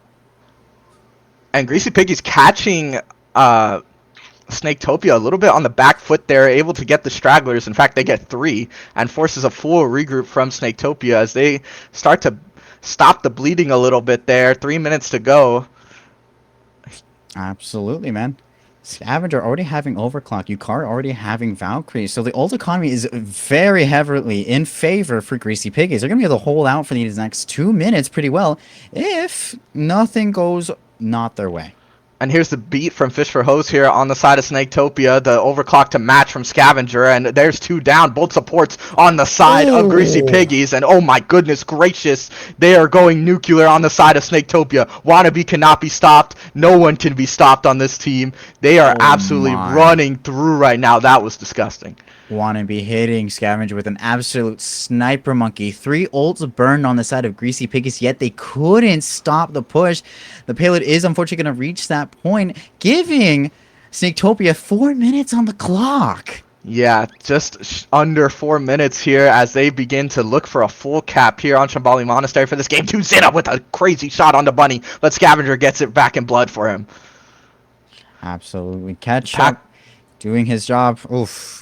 But Wannabe is going in there. And this dive comp with the duo Kobe and Shaq of Wannabe and Paco just cannot be stopped on the dive back there and just making their lives absolute hell for Greasy Piggies and just can't figure it out.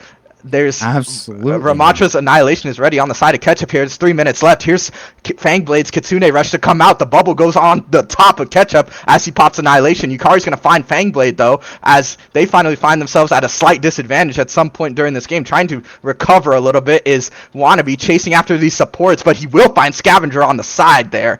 On the off angle, Primal comes out and looking for something. Paco and Wannabe just throwing the lob to one another over and over and over, and there's the Primal just going absolutely nuclear. 2 minutes and 40 seconds to go as they clean up the rest of Greasy Piggies. Absolutely crazy stuff from Wannabe. It looks like Wannabe and Paco are looking for the fourth ring for another 2-0 to add to their roster. And there is the full cap, 2 minutes and 27 seconds left on the clock in this game 2. And oh my goodness, do Snaketopia look dominant. Absolutely. It looks like Yukari switched over to the Juno, so Mac and Cheese matched with a Brigitte for Juno Brig. And Juno Brig is an absolutely fun support lineup to have, but going into Wannabe and Paco as dominant as they are, it's going to be a really difficult ask for them. Absolutely, and just, I think Snaketopia is doing such a good job of keeping the aggressiveness, and it feels like they never let their foot off the gas, just constantly putting pressure onto Greasy Piggies, not even giving them time to breathe and figure things out. They just bite back so quickly. Exactly. However, we still have a game on our hands. Ketch can Absolutely. easily go Hazard. He could easily go into Winston. He has a decent pool that he can choose, and if whatever he wants to make assure that this team goes down for at least one more game. Absolutely, and that is something we want to see here is a Game 3. Winner of this series heads to our grand finals. So should be a lot on the line here for this game here. They obviously don't want to go down to the losers bracket. Could still make a run back up, but much rather be safe than sorry and be comfortably seated in the grand finals. Absolutely. On August 10th at 4 p.m., I believe we're looking to have the grand finals for the winners bracket, and it's going to be a fun match to have. Oh my goodness, and Fangblade Oh. instantly finds Bunny on that. Just a kunai to the dome, takes out Bunny on the Widowmaker. Here's Paco's Tracer going in, and the Winston Tracer are back, but the Reaper from Scavenger to counter. Mac and Cheese is going to find Wannabe, and Greasy Piggies have adapted their comp a lot better for this Winston, and just being able to fight back a little bit better with that Reaper, with that Brigitte, able to shove them off. Exactly. It looks like Greasy Piggies have morphed their composition to be more so of a dive composition. Yukari being pretty useful on the Juno just as much as the Mercy allows the team to have a little bit more flexibility in terms of the team composition. Absolutely, and Ketchup getting torn apart there for a second, has to back out, and just Paco zipping all over the place, trying to find something. Ketchup on the Hazard, trying to find a Junker Queen swap on the side of Wannabe here, trying to find something, leaps in, and is not going to be able to get anything. A bit of an overstep there, and will be caught out and punished for it by the side of Greasy Piggies. An unfortunate team fight end from Greasy Piggies. However, they're going to have a pretty decent regroup when it comes back time. Maybe they're going to see if they can find out Latragler, maybe get Paco down. However, Paco is going to clean up a little bit of the team, and unfortunately, Greasy Piggies are going to go down for that.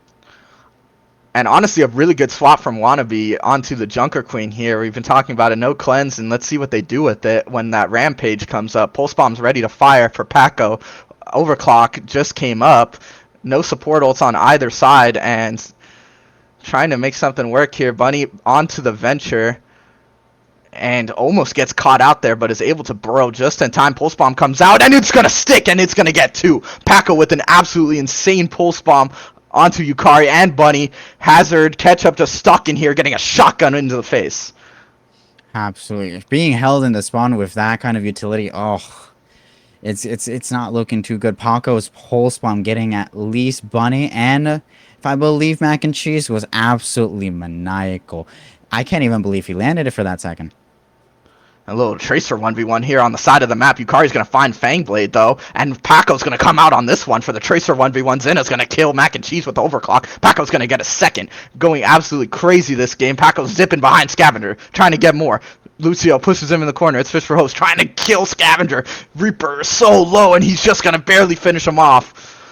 Trying to just recover here. It's getting a little bit crazy here for Snaketopia. A minute 30 left, but they're holding this initial corner really well. Still a lot of space to go till that first checkpoint.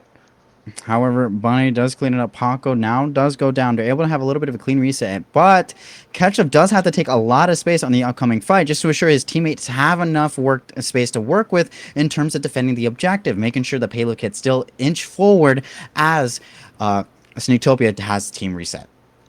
A minute left on the clock as Greasy Piggies heads towards this first checkpoint. The Kitsune comes out from Fang Blade. Here's the B as well. Both supportals from the side of Snaketopia. The beam from Yukari is going to come out on the other side as well. It's absolute chaos on this payload. Wannabe's going to chase Ketchup into this room, and Zenith's just going crazy. Gets two themselves, Reaper and Juno respectively. They stop the bleeding, and they bounce back and rebound very well. Trying to clean up a little bit here, and they will on Bunny. Oh my. It's looking rounding up to be one last fight in terms of Greasy Pig's lifeline into this tournament. For the winners bracket, we'll see how this goes. An absolutely phenomenal defense thus far. Only 30 seconds left on the clock, and a huge cleave. Goes back in for seconds, but can't get any more after that. Here's the downpour from Ketchup.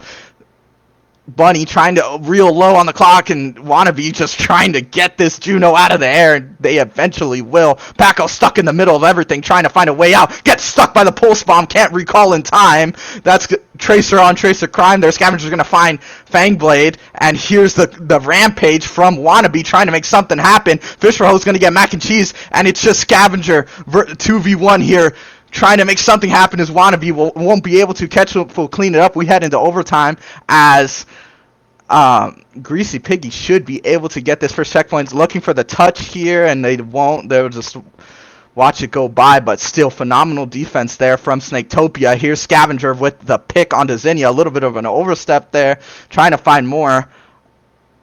Absolutely. It looks like Snaketopia came in there. We're thinking of maybe touching, maybe making a little bit of an overtime when it came to that first objective. They decided to make me say, hey, no, I'm not going to do any of that. It's all right. I don't have to commit that many resources, and maybe even stagger my team a little more if they do happen to get that last little objective. However, Ketchup is going pretty in clutch, cleaning up Wannabe for that last little objective, making sure they can get to that payload and having a little bit more time on the clock. And Wannabe has been getting pretty good value out of this Junker Queen here. Zinnia's got their ult on overclock ready to go here. Here he goes with the shout in, and it's Cleave to follow after the knife. An absolutely devastating combo onto Scavenger that just leaves him dead. And as they pick off Ketchup here and stagger him, minute 30 left to go, halfway to the next point. Paco wants more. He wants both of these supports, but he won't be able to get it. Here's a pulse bomb going out. It's going to get Yukari. He wants more, and he will stagger both of these supports. Absolutely phenomenal from Paco, and Zinnia's going to clean up mac and cheese to help him out. Looking towards the ult economy, Ketchup doesn't have downpour, and Scavenger does have Death Blossom. Yukari building up Orbital Ray, so it's looking to have a pretty healthy chance of going to a pretty decent engage into Snaketopia. Want to be a little bit far away from Rampage. Oh, what a shot from Zinnia! A nasty shot of the railgun rings through the air and hits Tracer right in the head. Zinnia's gonna get another on mac and cheese. Here's Fangblade getting Scavenger. Yukari fighting for their life, getting chased down by Paco here, and Paco will come out the victor on that side. Oh boy, we're getting a little staggered here on the side of Greasy Piggies. We're gonna have to have a decent recent if they want to have a decent fight. And we're using all of their ults. It looks like they're saving all of their ults for that one collective fight where Bunny can maybe perhaps get a double post one, or at least one stick. Make the fight odds lean more in favor of Greasy Piggies as they reach for this last overtime. Here's the downpour from Ketchup. It flies in. It's going to get 3, but here's the beat from Fish for Host to counter. The Fangblade Kitsune comes out as well. Here's the beam from Juno. Scavenger can't get that Death Blossom out. He goes down. It's absolute madness on this payload. Ketchup trying to get something. Will get Fangblade. Looking for more, but can't get it. Absolutely surrounded by members of Snaketopia. 8 seconds left on the clock, and Snaketopia are looking to punch their ticket to the grand finals here in Summer Splash 5, looking to touch, and they won't be able to. Snaketopia headed to our grand finals here in the Summer Splash Overwatch tournament. What dominant showcase by Snaketopia, going 4 matches 2-0, adding to their ring collection full of 2-0s against every single team in their current bracket. It has been absolutely insane what this team have put out in terms of in showcases of teams that should be pretty decently even, but it just goes the way of Snaketopia every time. And Snaketopia have been absolutely dominant over the course of this tournament, and they proved that they deserve to be in this grand finals. But that's not all for Greasy Piggies. They're going to be sent to the losers bracket, so it could make a break there as they will play I believe they will play CSUN Black again in the lower brackets. But for today, just to congratulate Snaketopia going to the grand finals, which will be played on August 10th. An absolutely phenomenal display of prowess from them. It looks like in terms of brackets, Season Black is going to have to fight at least one more team. It may be CSU, Dominguez Hills Cardinal, to go back into another loser semifinal and to go into a losers final where they will Mm-hmm. fight against Greasy Piggies again. So on August 9th for the loser bracket, they're gonna go ahead and find out who's gonna go against Snaketopia in the grand final on August 10th. Yeah, an absolutely great day of casting. So many great games we saw and so many great teams. I just want to thank everyone for playing today in the winners bracket. We still have more Overwatch. We still have to go through the losers, and we still have grands at the end of the weekend. And just to give a quick shout out once again to Summer Splash, the event Discord. There's so many casual games and giveaways going on in the event Discord, so you can type exclamation point Summer or Summer 25 and in chat, and that will link you to our Discord server where there's a bunch of cool stuff going on. There's a DVD tournament happening tomorrow that you should go to because I'm hosting it. But Shameless plug over here by Trey. shameless summer slash plug. But anyway, please tune into the server for a bunch of giveaways and casual games. It has been great being here with you all. Thank you so much for being here with us today. And that was our final game of the day. So thank you for being with us. It's been a long day of casting. And yeah, Absolutely, Trey. thank you.